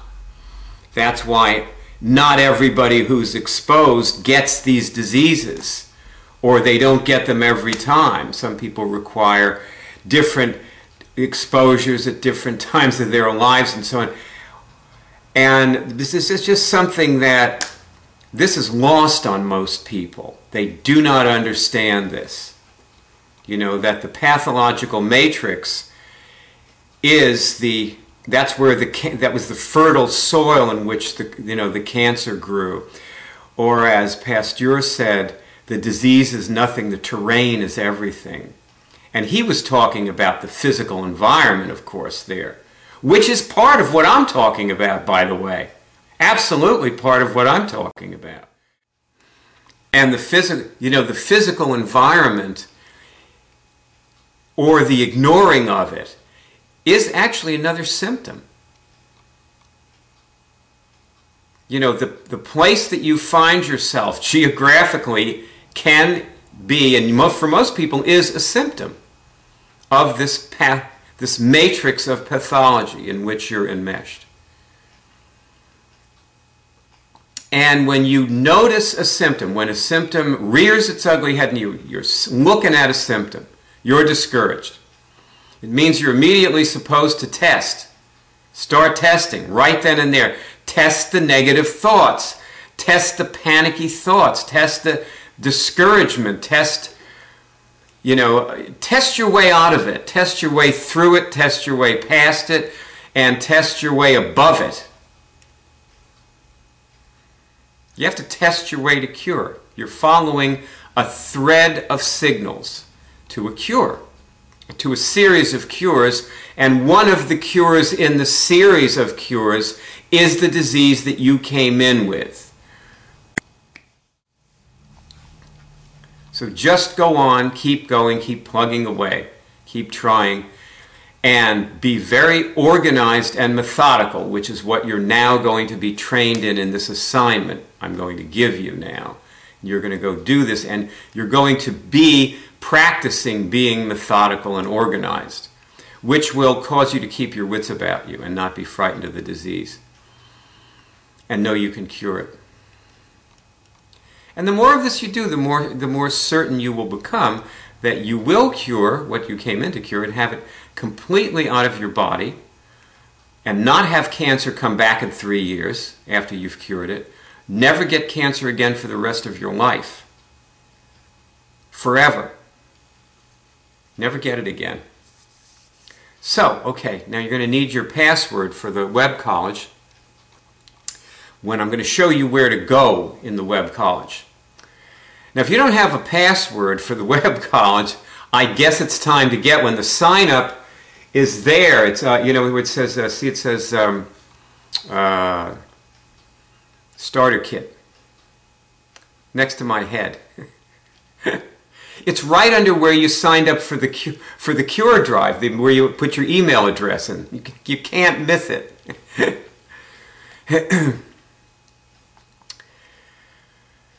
So I'm going to now be treating you like you're a member. I'm going to assume if you needed to pause and get a password, you did, whatever. And I'm going to show you on the hub now. So keep watching here for a few minutes. I'm going to show you where to go. What you're going to have to do is print out all the things. You know, if you got your password a year ago or whatever, you know, and you never did this, and I wrote to you and said, watch this movie, and you watched it and you realized there was all this stuff in it you weren't applying, you know, in this movie. And so you're going to need to, finally, after all that time, you're going to print the things out that you never printed out when you were, you know, when you first saw the hub, and you saw it right there, it said print out, and you didn't print it out. And now it's time to have all your printouts that you're supposed to have, okay? So here, let's look at the hub for a second. Okay, here's the hub. Look in the upper right-hand corner. And you'll see it says print out. You're supposed to print out everything in that box. Let me move in on that a little bit, and you can see all the stuff above and also below the picture of the doctor. This is the movie of this doctor. That's what the link is, and he cured a flu in about 3 minutes during the movie. You can watch him cure the flu. It's fun. That was shot in Venezuela. And this is the pathologies list, just so you know what it looks like. I want you to know what these lists look like. Here's the list of bodies, just so we know we're on the same page. Okay. And I'll tell you, when you get to the hub, up there at the upper right, okay, way up there by that cobweb near the ceiling, is the that's the, you know, that's where it says, see where it says hub, that's where you click on that. And there it is, okay? So now you're going to take a break and do all of this printing out. Okay, now you're supposed to have right now 2 lists in your hands, the list of pathologies and the list of bodies are the ones we're going to work with. And I'm going to break this down into steps, okay? So you're supposed to have these 2 lists in your hands, okay? And so step 1, what you're going to do, have a look at the list of pathologies, and you're supposed to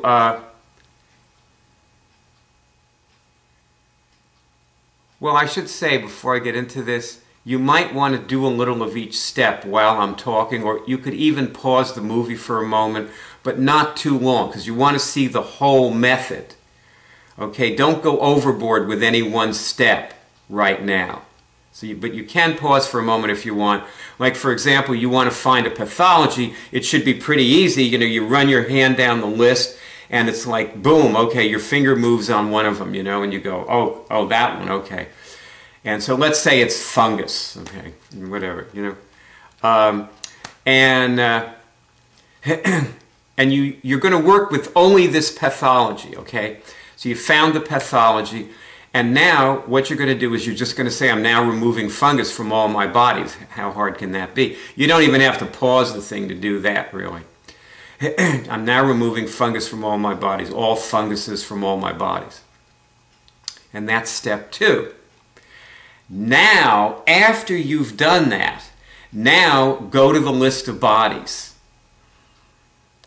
And you're going to test down that list of bodies you're going to test very carefully now, not just run your finger down it real fast, you know, but very carefully look at each body and test, do I have any funguses in, and, you know, and then you see if you get a signal on, you know, the celestial body, let's say, and then you go down to this gravitational and through all the bodies, there's 12 bodies. But don't do that, what I just said. Stop when you get a signal on one of the bodies. And, okay, so that's step 3, is just find that one body where the disease could be lurking before you go on to any of the other bodies.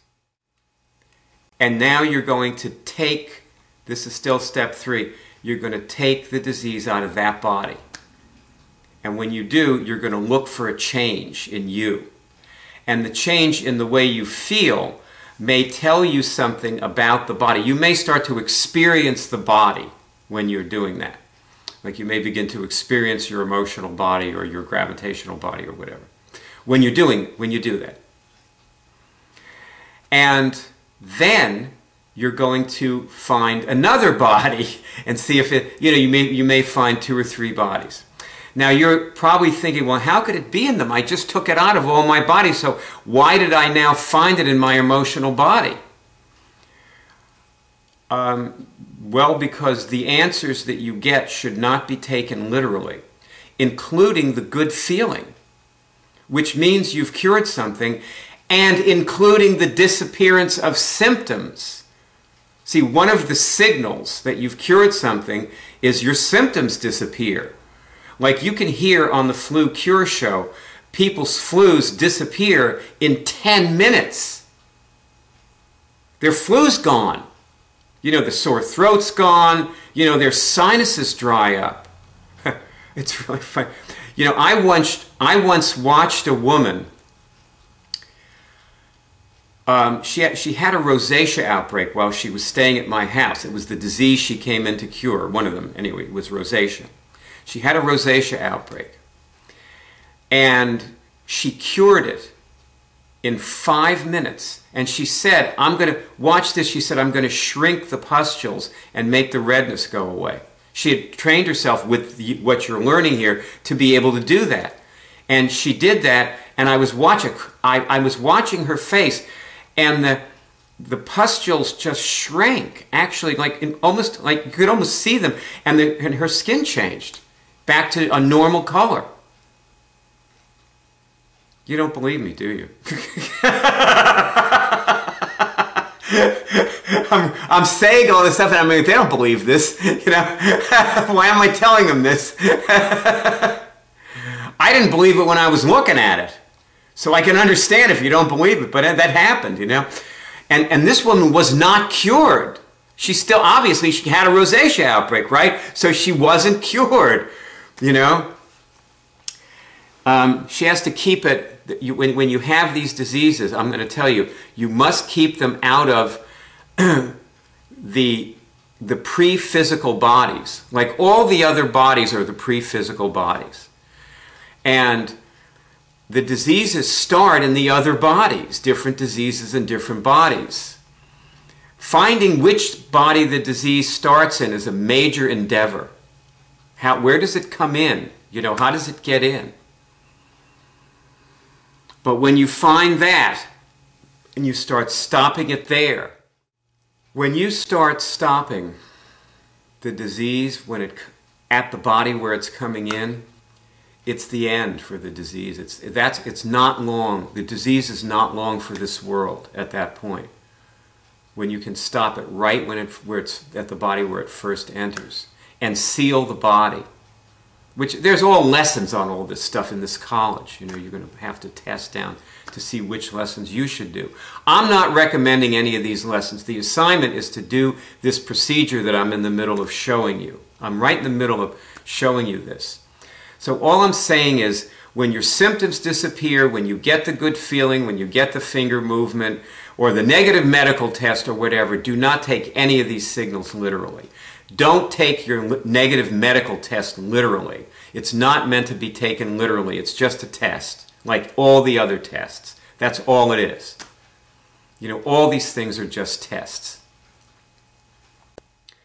But when you don't find the disease anymore for a long time, you can probably assume it's gone, long after you've never had any symptoms.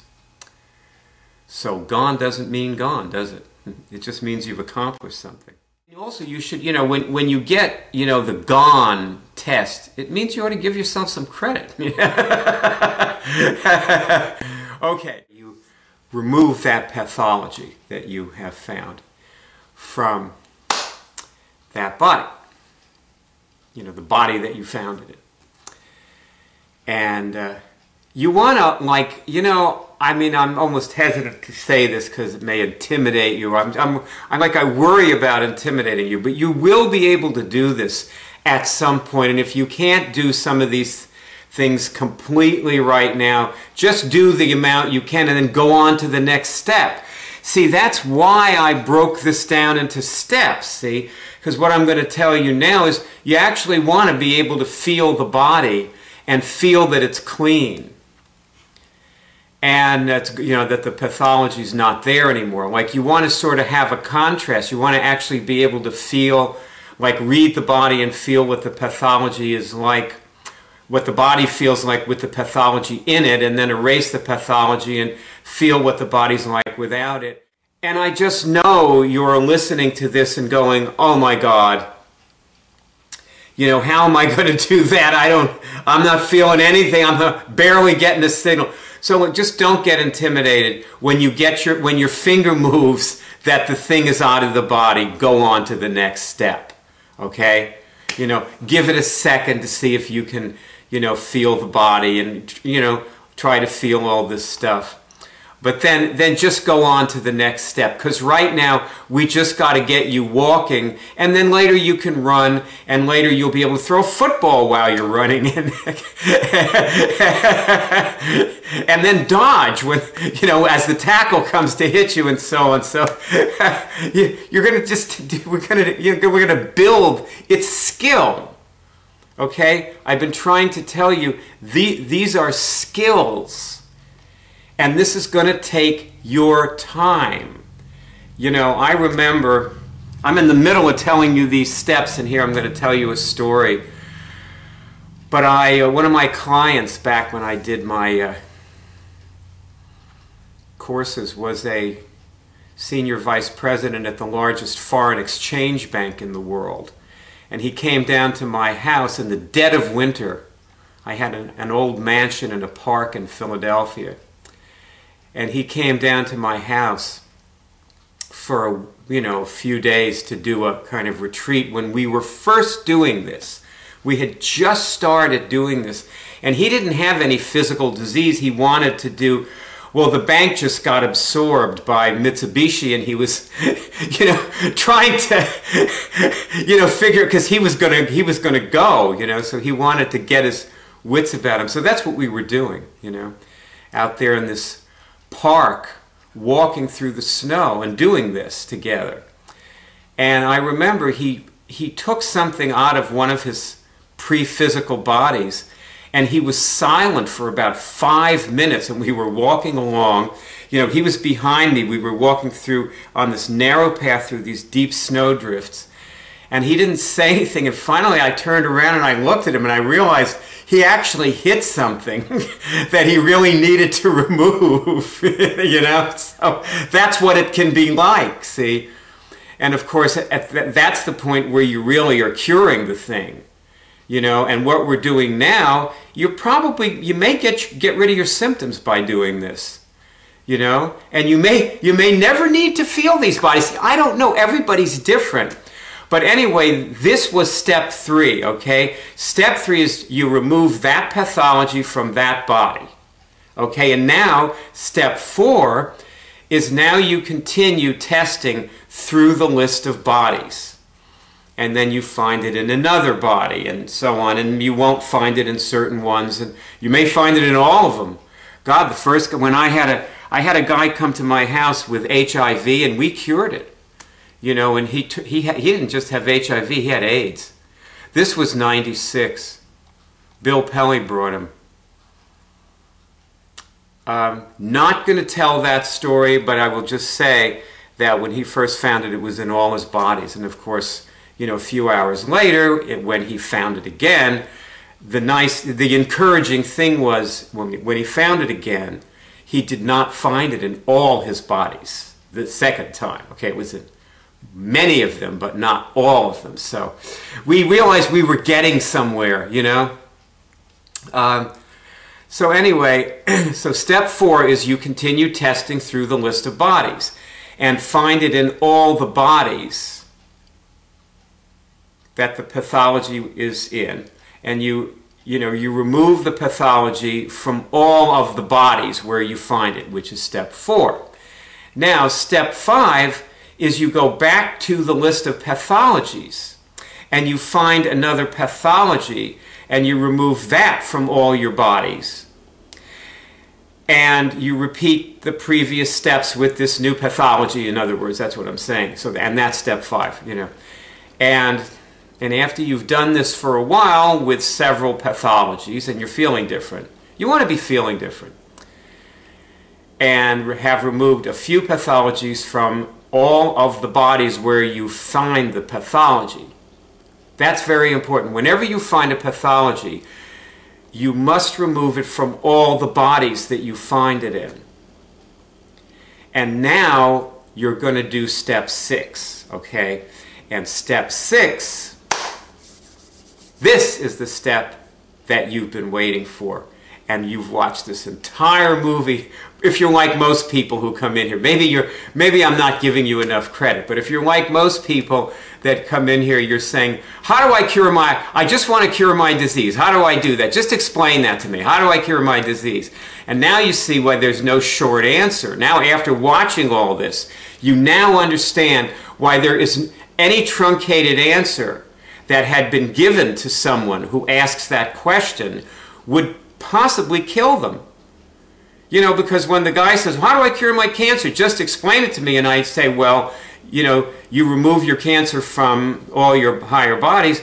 He may even just get turned off hearing that there are higher bodies and say, well, I don't believe in that. He'd be gone. He's dead. Then he's dead because there ain't no cure. You know, I was, yesterday, I you know, was, and now I got to tell another story. Franny's sister came to visit she lives in the Philippines and Spain usually. And she came to visit, so they're down in Sarasota, but she drove up with Franny to, you know, to have lunch and, you know, have a little visit. And they found a bunch of snake plants. She's a gardening hobbyist. Franny's sister was Woman of the Year in Town and Country. Like, her face was on the cover of the magazine, okay? For her, you know, she's just she's an important person. And she does amazing work. She builds schools for kids. That's what she does in the third world. Anyway, but she found a bunch of snake plants, and so they brought these up here. They didn't have any place to plant them there. The homeowners association at, you know, their dad's was throwing the plants away. You know, so they said, we can't let they're beautiful, you know. So, I mean, it was like a car full, though. I mean, this was like a truckload of snake plants. You know, what am I going to do with them? So I said, well, would you mind if I give them to our neighbors? Well, I realized it's easier said than done, giving snake plants to your neighbors. Like, I went from neighbor to neighbor. Nobody you know, only the ones that were outside talking or doing their yards or something, and nobody wanted any. So the last one I went to, my healthy neighbor, who just has a great house, beautifully done with wonderful feng shui, or feng shui, did I mispronounce that too? You know, anyway, he comes to the door in a walker. I mean, this is a healthy guy, he's 51. Leg broke. Cancer went into the bones. When his leg broke, he went in and they diagnosed it. It's lung cancer. And so I said, boy, are you lucky you know me. You know? So, you know, and I came in and wrote down the web address, and his computer wasn't booted up, so I just said, watch the movie. then we'll talk, you know. And 17% chance they gave him. So I don't know whether he's going to watch the movie or not. Most people don't. You know, that's the truth, is that most people, you know, when you're going to find, when you tell people, go there, watch the movie, what else are you going to do? Unless, you know, unless you're somebody you're really going to spend time with and you can sit and show them how to test, but they're still not going to get it. You know, people with cancer do not want to go on the web and learn how to cure it with finger signals, which is the only way they can cure it. This is the only cure for what this guy has. You know, but that's not what they want to do. You know, unfortunately, they want to go to the Mayo Clinic and get it zapped, you know, and then when they go there, you know, when Oprah's helicopter drops her at the Mayo Clinic on the roof and the 18 doctors are standing lined up, oh, thank you for choosing the Mayo Clinic, at some point they have to break the news to her, we don't, you know, sorry, we don't have a zapper. You know, it hasn't been invented yet. They have to tell, and that's what they told him. You know, he's got a 17% chance. So, anyway, you know, I don't even remember how I got into this. But anyway, what I was saying is, I cannot give this guy some kind of truncated, how do I cure my cancer? Oh, you did a, you know, he really has to see this whole thing to finally get to step 6, which is where you are now, which is you remove your disease. But see, you want to be feeling better, you know, before you try that, okay? You want to have done something already. And then you say, I am now removing cytomegalovirus from all my bodies. And then that's step 1 or 2, I guess. And then you go through the steps, just like I showed you, which is, you know, you should probably be taking notes. You know, and I know Keely's going to say we should write a sheet for you, you know, and you can have the notes all there in sheet form, and we should put a link next to the movie. And I'm going to tell her, no, we're not going to do that, okay? That the person has to be committed enough and interested enough to be sitting there with a notepad and trying these steps a little bit as you do it, and also writing them down in taking copious notes as I'm saying this, so that you take those in your car or on your walk. And then you're really with it. Because when somebody hands this to you like that, now, most of the things are written out and done in note form. And, you know, Keely's heart is in the right place. See, that's the thing about her, is she's loving, you know? And sometimes, like, this has got to be tough love here, okay? We cannot be, you know, it can't be, you know, sweet. It's got to, you know, you're going to die unless you do this. And you got to do these steps the way I showed them to you, and then you're going to have to do a lot of other things. Do not, under any circumstances, get the idea that this is it. Okay? You're going to have to do a lot of other things. This is going to be work. Okay? And I feel like I'm glad I ran into my neighbor, you know, Bob, because this is, you know, I needed to see him. I needed that. I needed to be with him. Because Bob is a real asset in this neighborhood, that guy. You know, what he's done with his house is an example to all of us. No, really. Really it is. It's been an example. I mean, I have videoed his house and sent videos to Greg saying, we should do this and this and this, you know? And this is not somebody I want to lose. So, anyway, this has got to be tough love. So, now we want to go back, you know, now that you've taken your disease out, you know, after you've done step 6, and you've done it with all the bodies, you've done all the steps with step 6, and now you want to go back and start looking for more pathologies. That's right. You know, that would be step 7, I guess. Now you're not looking for your disease here, you're just continuing on through the pathology list. Any of these pathologies can be a cofactor in your disease. And see, going through all the, you know, and you don't have to go through all the pathologies before you do step 6. You could do 3 and then do step 6 and then take out your disease, you know, step 6. But that's called a round, okay? When you go through some pathologies and then take your disease out, that's called a round, and then you do another round. And after you've done 2 rounds, and of course it's optional how far you go with each round, you may still have some of the pathologies left after the second round, and you know that. Let me put it another way. You're going to have pathologies left after the second or the third or the fourth round. There will be some left. In fact, after you go through the whole list of pathologies and you say, oh wow, I finished the list of pathologies, start again at the beginning, okay? You'll pick up ones you didn't pick up before. And they'll be the same ones you did pick up. And sometimes you got it again. You reinfected yourself somehow. And sometimes you just didn't pick it up the first time. And you don't have to know about all this stuff right now. You just have to look. You got to look and remove. It's time for you to do now, not for you to understand the theory, Do and remove.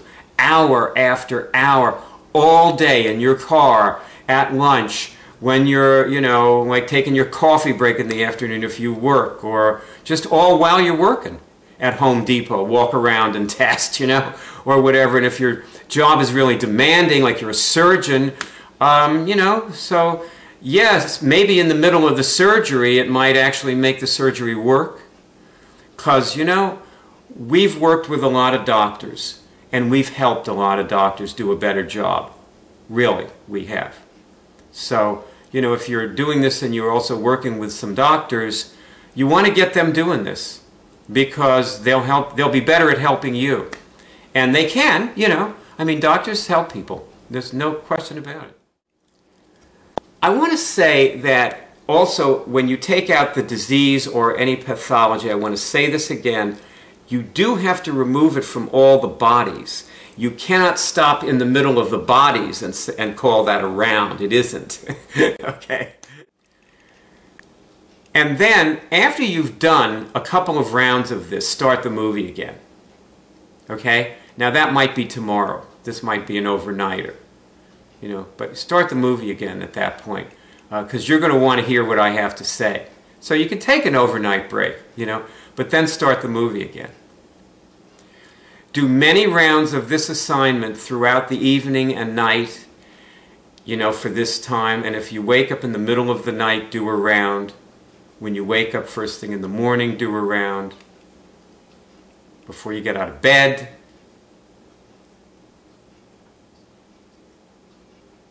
Seriously. Lie there, massage your eyes. Do the assignment over again in your mind, as much of it as you can remember. You don't have to leap up and consult your notes. You can be quiet in the morning and still do this. That's better, to stay quiet and do this.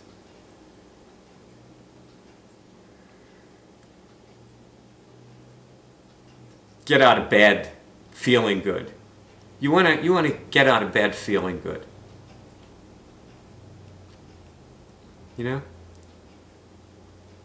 Start the day feeling good. So you're going to have to work at this, okay? So, okay, now it's time to do the assignment. We're really going to do this now, okay? Now it's time to do the assignment and then watch the rest of the movie no later than sometime tomorrow, okay? So pause the movie now.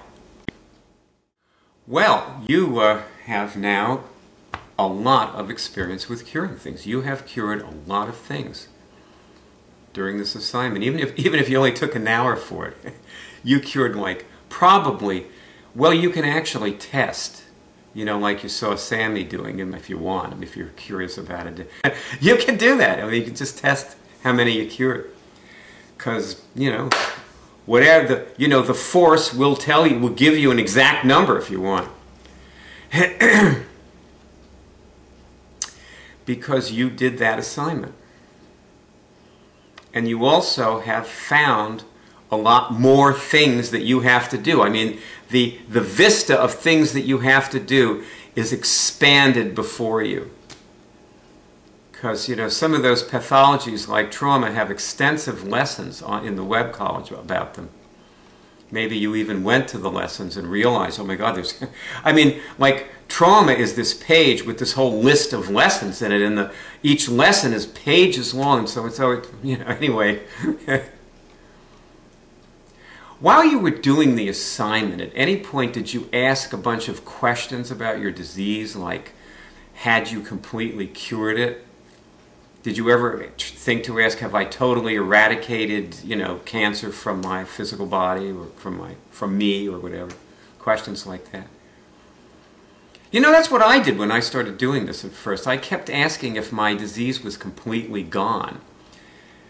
And I kept getting yes. And then the disease would be back, and I realized that it was completely gone, and I was getting it back. You know, I never had a herpes outbreak after the very first day I took my herpes out. That was the last herpes outbreak I ever had in my life.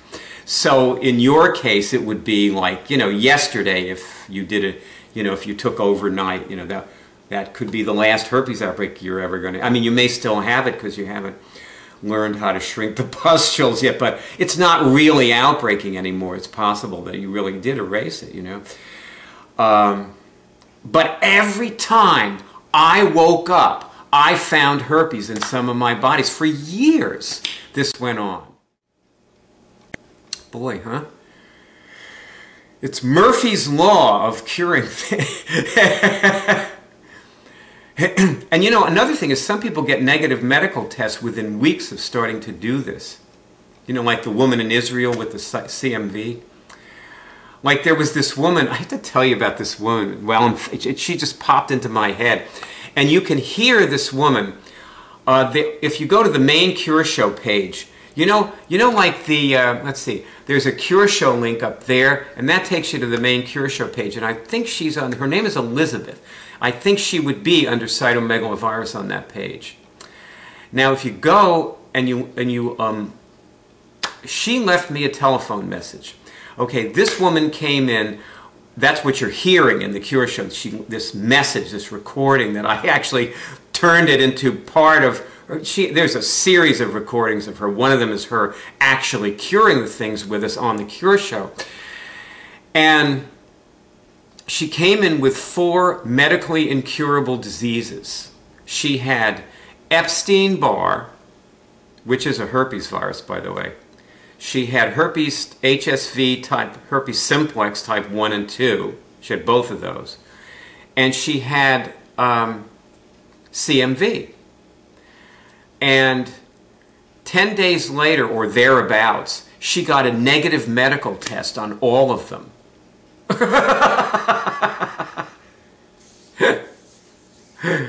So, you know, so that happens. You know, people get negative medical tests within, you know, a few weeks of their arrival.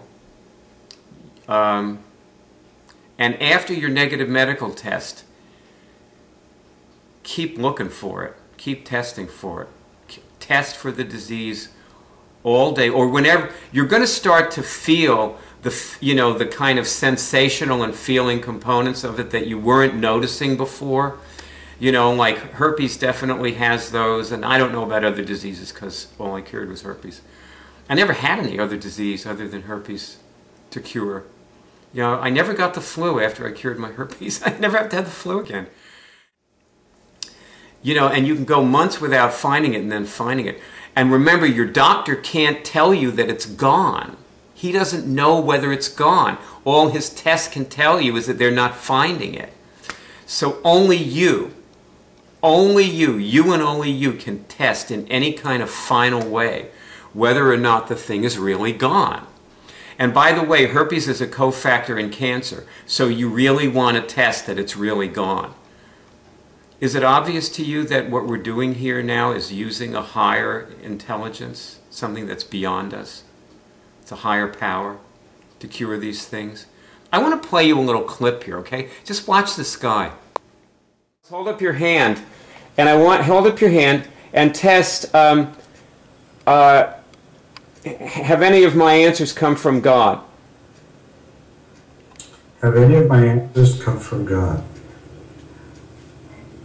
For any of them come from God.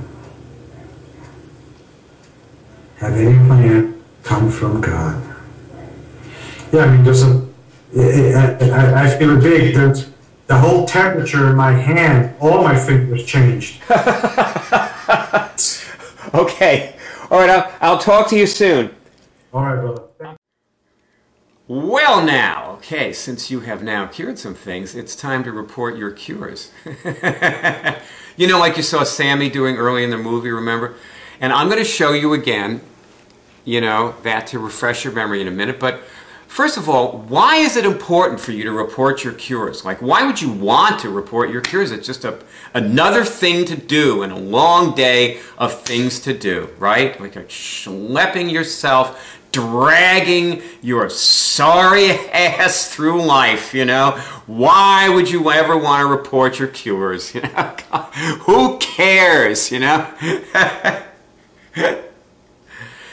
Well, okay, can you think of a yes-no question that you might test right now that would shed some light on this? Like, what pops into your mind when you think about reporting your cures? What kind of questions? What good might it do to report your cures? Test that. How about that for an idea? How about you know, testing things? Just, you know, asking questions for yourself.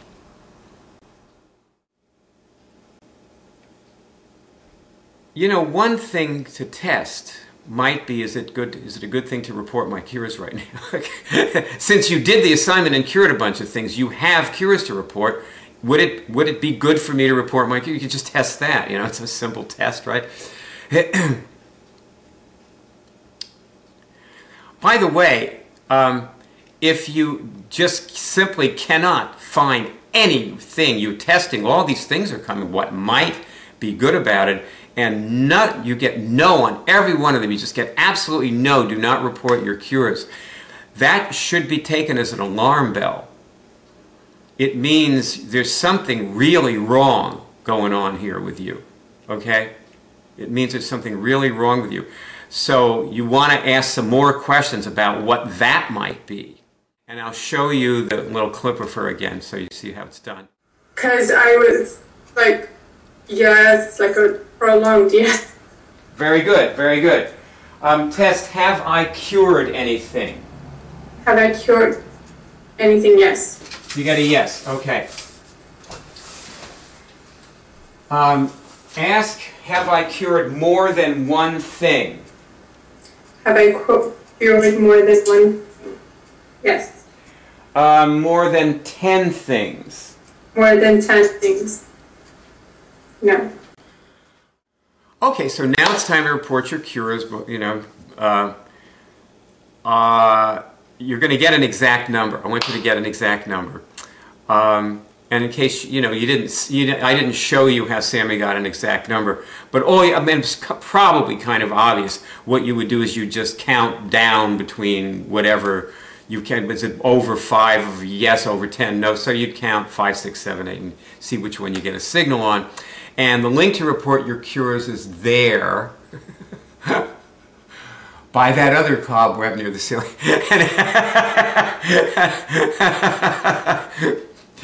I'm just kidding.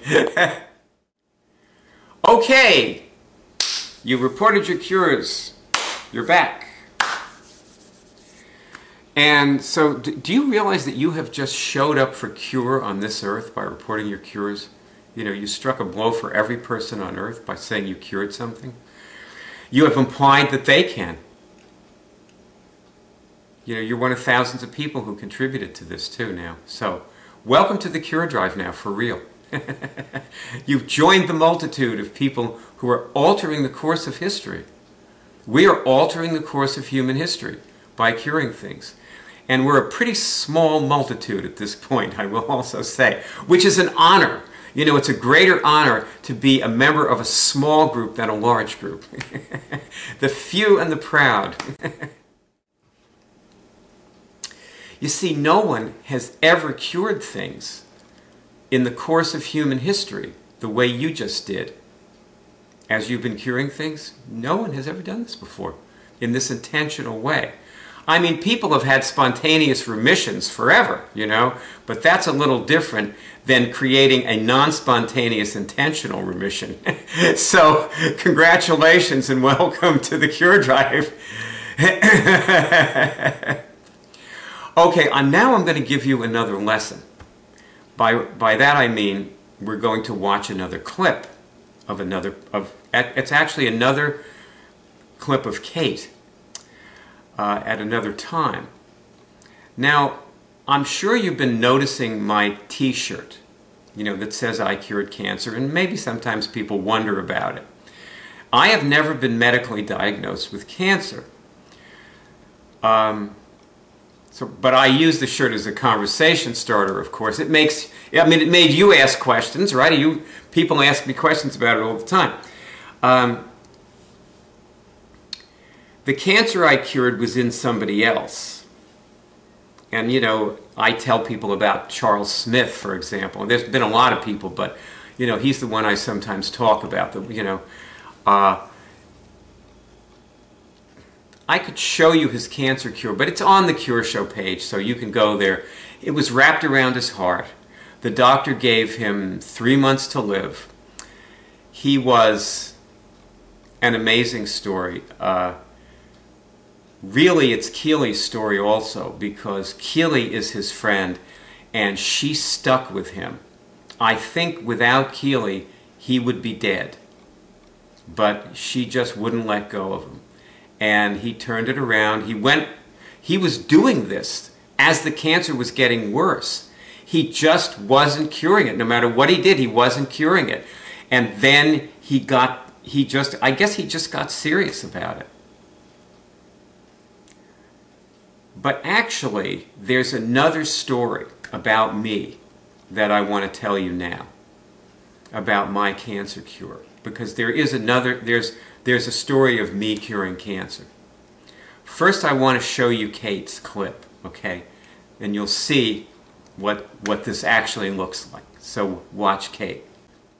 And so we'll start with multiple sclerosis and test if you have multiple sclerosis in any of your bodies.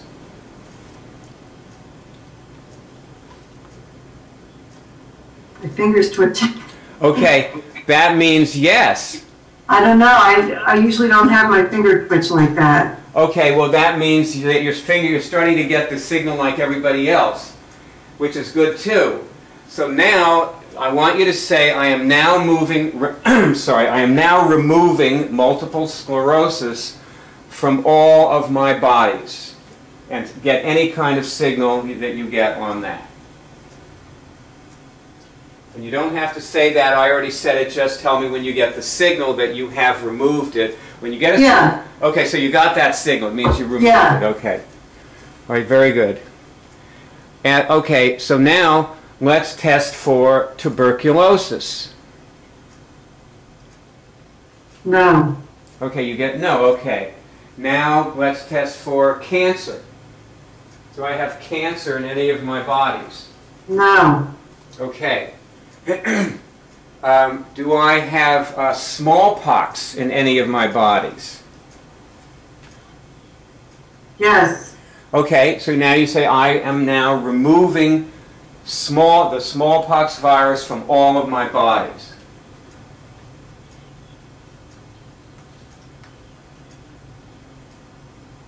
I'm getting a no. Okay, we'll keep going to yes. You want to get yes on this. So you just keep just saying I'm removing the smallpox virus, and when you get a signal, you've done it. Sometimes it can take a while. Okay, I'm getting the signal now. Okay, good. See, because it can take a minute. Now, why would we check for these diseases that you've never been exposed to, like smallpox? I don't know. Okay. Now for my story. In the fall of 1996, I went to the movies at Franklin Mills, which is north of Philadelphia, and around 11 o'clock after the movie, I was walking around the parking lot looking at the stars. And I thought to ask what at the time was a crazy question. A question that I had not thought in the 3 years that I had been doing this to ever ask about myself since I had not been medically diagnosed with cancer, okay? And I asked if I had cancer in any of my bodies, and I got yes. You can imagine, right? Well, there wouldn't be any cure for your herpes or your cancer or whatever it is you're in here to cure. I could be in the ground right now. I'd been doing this for years. I had never thought to ask about cancer. And I'm not in the ground because I ask crazy questions. I'm 65 and I'm still here because I ask crazy questions and do my homework. And from this came what you just saw with Kate. You know, it came me showing you how to take this kind of proactive measure. By the way, you can read other people's bodies, their pre-physical bodies, as easily as you can read your own. So it means, yes, you can cure your kids. The problem with people who are, you know, when people reach a certain age, they have to do this for themselves. And it's why, you know, there's a lot of really good healers out there, really talented healers. And they don't, you know, they don't cure people. You know, the people pay thousands of dollars. There was a woman I talked to who paid Carolyn, you know who Carolyn Mace is? I think her name is Carolyn Mace. She wrote a lot of books, many of which I've read. I've read most of the stuff out there, you know, like EFT and all this stuff. I know, you know, a lot about it, have experienced it, and know people who are masters of it and so on who are doing this. And everything comes in here. You know, we know everything. Everything walks in here. And there's a lot of really good kinds of yoga and massage and stuff that we get into too. It's good stuff, you know. But anyway, Carolyn Mace, she paid Carolyn Mace $25,000. Carolyn Mace is very talented with healing. She does not know what you know now. You can actually, it's interesting because you can actually say at this point, from doing that silly little assignment that I had you do overnight last night, that you know you're a better healer than Carolyn Mace is, actually, at this point. I'm talking about you, not me. You need to give yourself some credit and actually own up to the level of power that you have attained. This is a big challenge for everybody who I meet. Every last person I've ever known has been terrified of just owning up to their own level of power. They just won't do it. You know, they still want to be weak little infants. You know, everybody's like that. It's a major aspect of the pathological matrix in which you are enmeshed and that you must extricate yourself from. I mean, you go to in any room full of people, you're going to be the biggest person in the room as of now. You're here. You know, you've done it. You know, it's too late to go back. You did the assignment. You know, you can't give it back. Now, the power that you have is yours. And you may choose to forget about it, but you've got it. The truth is, you always had it. And so do all the other people in that room. It's just that they've never probably consciously experienced it. Certainly not in the extensive way you did when you did the assignment. Gotcha.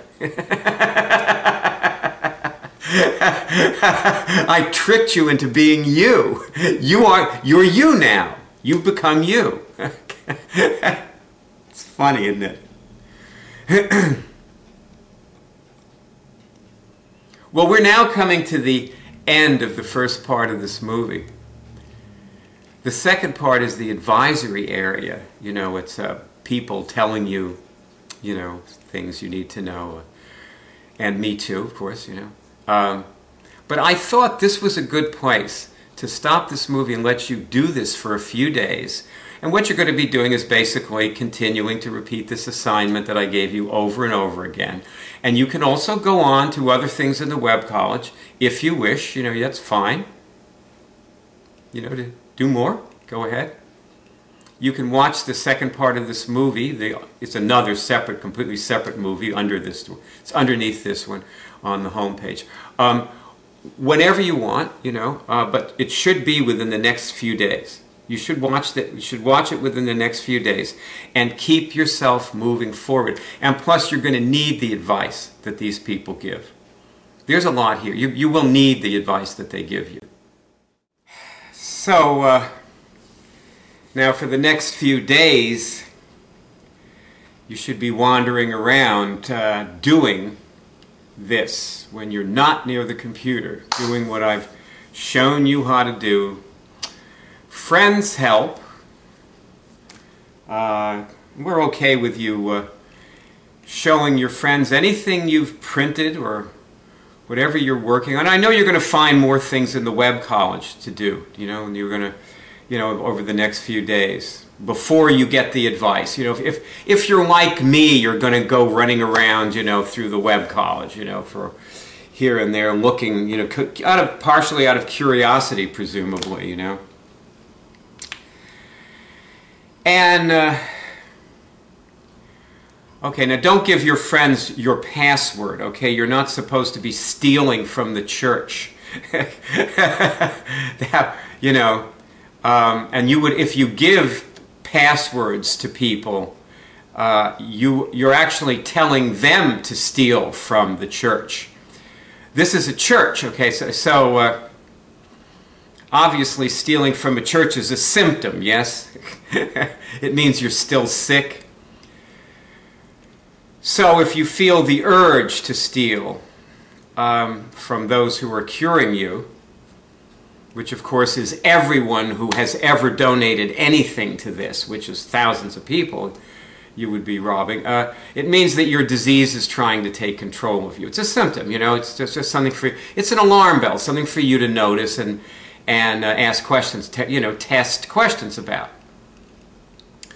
But it's fine to share. See, this is kind of a fine line because there's nothing wrong with you opening a web page in front of somebody, you know, at your house and saying, okay, we're going to work on this now, and doing that with them. You know, you want their help and they need your help because everybody's got something to cure. You're both sick. Okay? And you can help each other. You can help them. You are able to help people right now. You are qualified. I hereby certify you, my child. You are now qualified to help people. And you can help anyone on earth right now. Even if you can't even get a signal, you can still help them because you can definitely show them what a signal is and they can get one. If you're interested in hearing more about this, there's a very fun cure show with a group. I think it's called Cure Group of the Midwest or something. It's right at the top of the Cure Show page. And this guy couldn't get a signal and invited, you know, like a dozen of his friends to meet in the church basement in whatever their church is. I don't know where, you know, it's some Christian church, I assume. You know, somewhere in the, it's maybe in Iowa or somewhere, I don't know. But anyway, they all met there and they were all getting signals immediately. None of them had ever done it before. And they were all getting signals and then showed him how to get a signal. It was a very interesting little exercise in what can be when somebody can't get a signal, you know, how they can end up getting one. So you are now qualified to help anybody on earth this instant. You don't have to cure another thing. And they can cure things when you don't. You can be failing and they can succeed. And you can show them how to succeed when you're failing. It's possible to do that. You can help somebody and they can do better than you. Be open to other people doing better than you. Even if you're doing great, they can still do better than you. Think about that for a minute. And when you enjoy their success, it means you're getting well. You've cured something. You're healthy. You're functional. It's another signal. Enjoying the success of others is another signal that you're curing the disease. So, okay, end of the movie's coming up here. Why did I get so involved with this? What made me do that?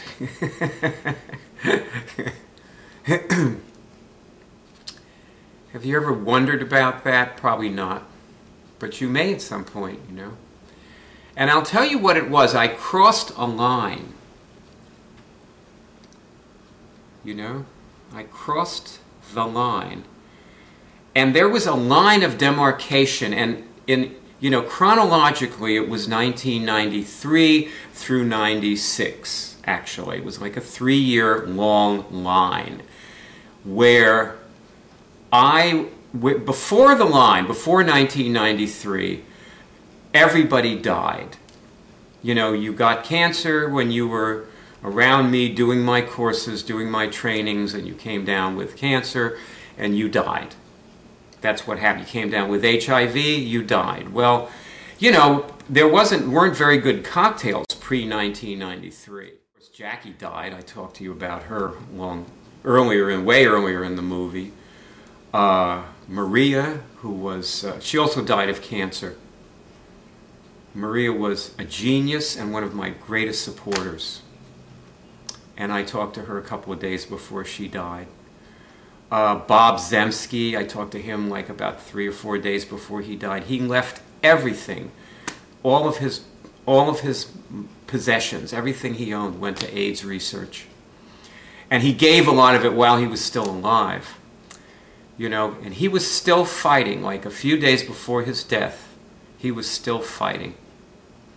Stephen Amaral, who was just becoming recognized as a designer, he was a brilliant designer. And then I crossed this line to where nobody died. Sally McCoy was one of the first ones.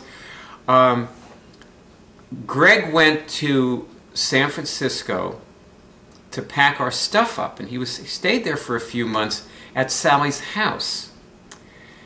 And Sally had had a liver transplant and was rejecting the new liver. They had scheduled her for another transplant, you know, another $750,000 operation. And she, you know, sat down with Greg and did 2 or 3 hours of this one evening, and she accepted the liver. They never did they canceled the transplant that they scheduled. Somebody else who needed it got the, you know, the other liver. You know, she got out of somebody's way. It's an amazing story. And I don't think she ever gave Greg any credit for it either. Funny, huh? I don't think Greg wanted any credit, to tell you. You know, I think we were all a little sheepish back then, but Edith Huber, another one, also 1993, fall, I guess it was. This was her second cancer. The doctor gave her a 40% chance. She lived. She not only lived, she recovered. He said that she recovered faster than anybody he'd ever seen. And of course, what did we know? You know, she was doing medication for it, you know. We didn't know you could cure it without medication. I knew nothing about it. Nothing. You know, she was seeing me because she wanted to resolve some issues about her love life. She wanted to decide which of her 3 boyfriends she should marry. She was a Texas girl. Edith was a pistol. You know, she was the director of tourism for Galveston. And she was 67. And she walked out of that hell and married this one of the guys. She picked one, you know. Funny person. You know, Bill Pelly with hepatitis B. This was 96. Turned it around and got a negative medical test. I guess it was within about 2 weeks. God, I was so relieved that time. See, because all the guys with AIDS died, and then here was this other gay person coming to me, you know, with another lethal disease, you know. And man, I was a hooked fish at that point. So that was the line, you know, that I crossed that got me so involved with this, and to this day, here I am, you know, talking to you, and it was the people who got sick and didn't die. They all lived. Everybody survived.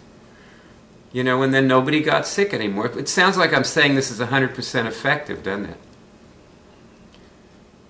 Not really, no. What I'm saying is that the people are 100% effective who apply this. when they apply it like these guys did. And these guys applied it, you know, let's give them some credit here. You know, they did it, they cured it. You know, you gotta, it's the person who does it. There is no modality. I mean, it's you gotta be there, baby. You gotta be present at your own, you know, survival. And that's what I always wanted to do for people, is give them something that would be... See, the courses that I gave, which I made millions giving these courses over many years, you know, I gave them starting in the 70s. And, but my courses were inadequate. And then this came along, and I realized I could give somebody something that actually was adequate. And that's what I'm doing here, talking to you. It's something, huh? I mean, I did something with my life. That's how I looked at it, you know? That's how I've always looked at it that way. I actually managed to do something with my life. So, okay, this is really it coming up.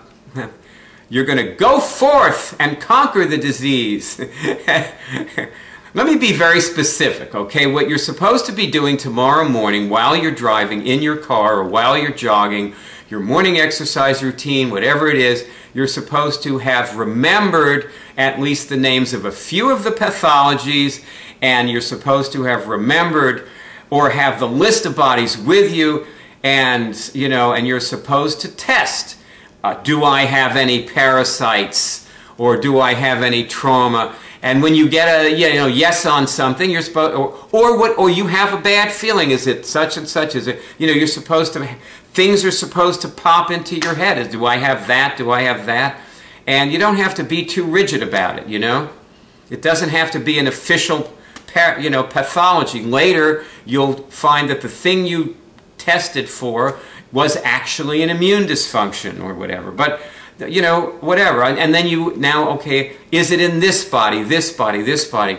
And you test all your bodies and you don't get anything. Well, do I still have it? And you test, yes, I still have it. Well, is it just something that's not in one of the bodies, but I've got it, you know, and you test yes. And then you say, okay, I'm now removing such and such, you know. You don't have, you know, it is not necessary to get confused. Confusion is something you do to yourself, okay? It is not, you just, you know, what you're supposed to do is just plow through. And then after you get a yes on that, you're supposed to be quiet for a minute, you know? Like, just give yourself a little, you know, New York minute, you know, to look for the feeling to change, or the way you feel to change. That's another signal that you're supposed to be looking for, a change in the way you feel. So you just take a second and look before you go on to test for more things to remove. And then, when you either get the feeling change or you don't, because, you know, maybe you wait for it, you don't get, a lot of times you don't get a feeling change. So you don't have to wait that long. Then you just take that same thing that you just removed, go through your bodies one by one, you know. That's what you're supposed to be doing in your car tomorrow, on your lunch break, all day, and not just, you want to feel calm. So if you feel not calm, you know, not good, like, you know, you're feeling like emotionally unstable or upset or speeded up or slowed down or angry or resentful or annoyed, or if you find yourself talking too fast, like maybe I just was a minute ago, do I have anything that I need to remove or install? Just install a little bit of, yes. Anytime it looks like there's something out with you, you got to check right then and there. That's what it is to cure stuff. So if you're negotiating the biggest business deal of your life and you feel something that's out and you feel like you can't check, you know, just wouldn't be appropriate right now in the middle of this intense conversation with this person, that's a symptom. All these things I'm talking about, you know, the talking too fast or, you know, resentment or whatever, it's a symptom. You know, if you think you're supposed to stay sick for any reason, that's a symptom.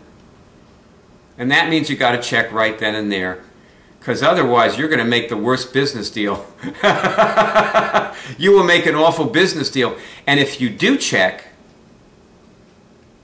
and in the middle of that, the other person says, well, forget it or something, you may have just saved yourself from 15 years of the most awful business deal. You know? The other party just walks out and saves you the trouble, you know, of cutting it off. You know, sometimes it's best to pass on things. So check while you're negotiating, you know, and you take out what's wrong with you. You know, it's like and after you've taken everything out, then it's a good thing to ask, am I happy? And see if you get a signal. Am I making the right choices? See if you get a signal on that. Did you just test those two things I just said? Let me show you. It's like this, okay? Am I happy? See, I got a signal right in the middle of it. You know, I got a signal, but I couldn't even get, am I making the right choices out, and I got a signal. That's how fast it is. You can be finished testing in the middle of what I'm saying. See, this is not supposed to slow you down. It's supposed to speed you up. You know, I've been going on and on about how you have to, this is going to take time. This is going to take time. That's what you need to know right now, because that's what it is for you. This is going to take a lot of your time, okay? You're going to have to sit here and study and go through the web college and find the things. You will find them, too. There's other lessons about how to find them. How do I find what I need? Don't worry. Don't worry, it's coming.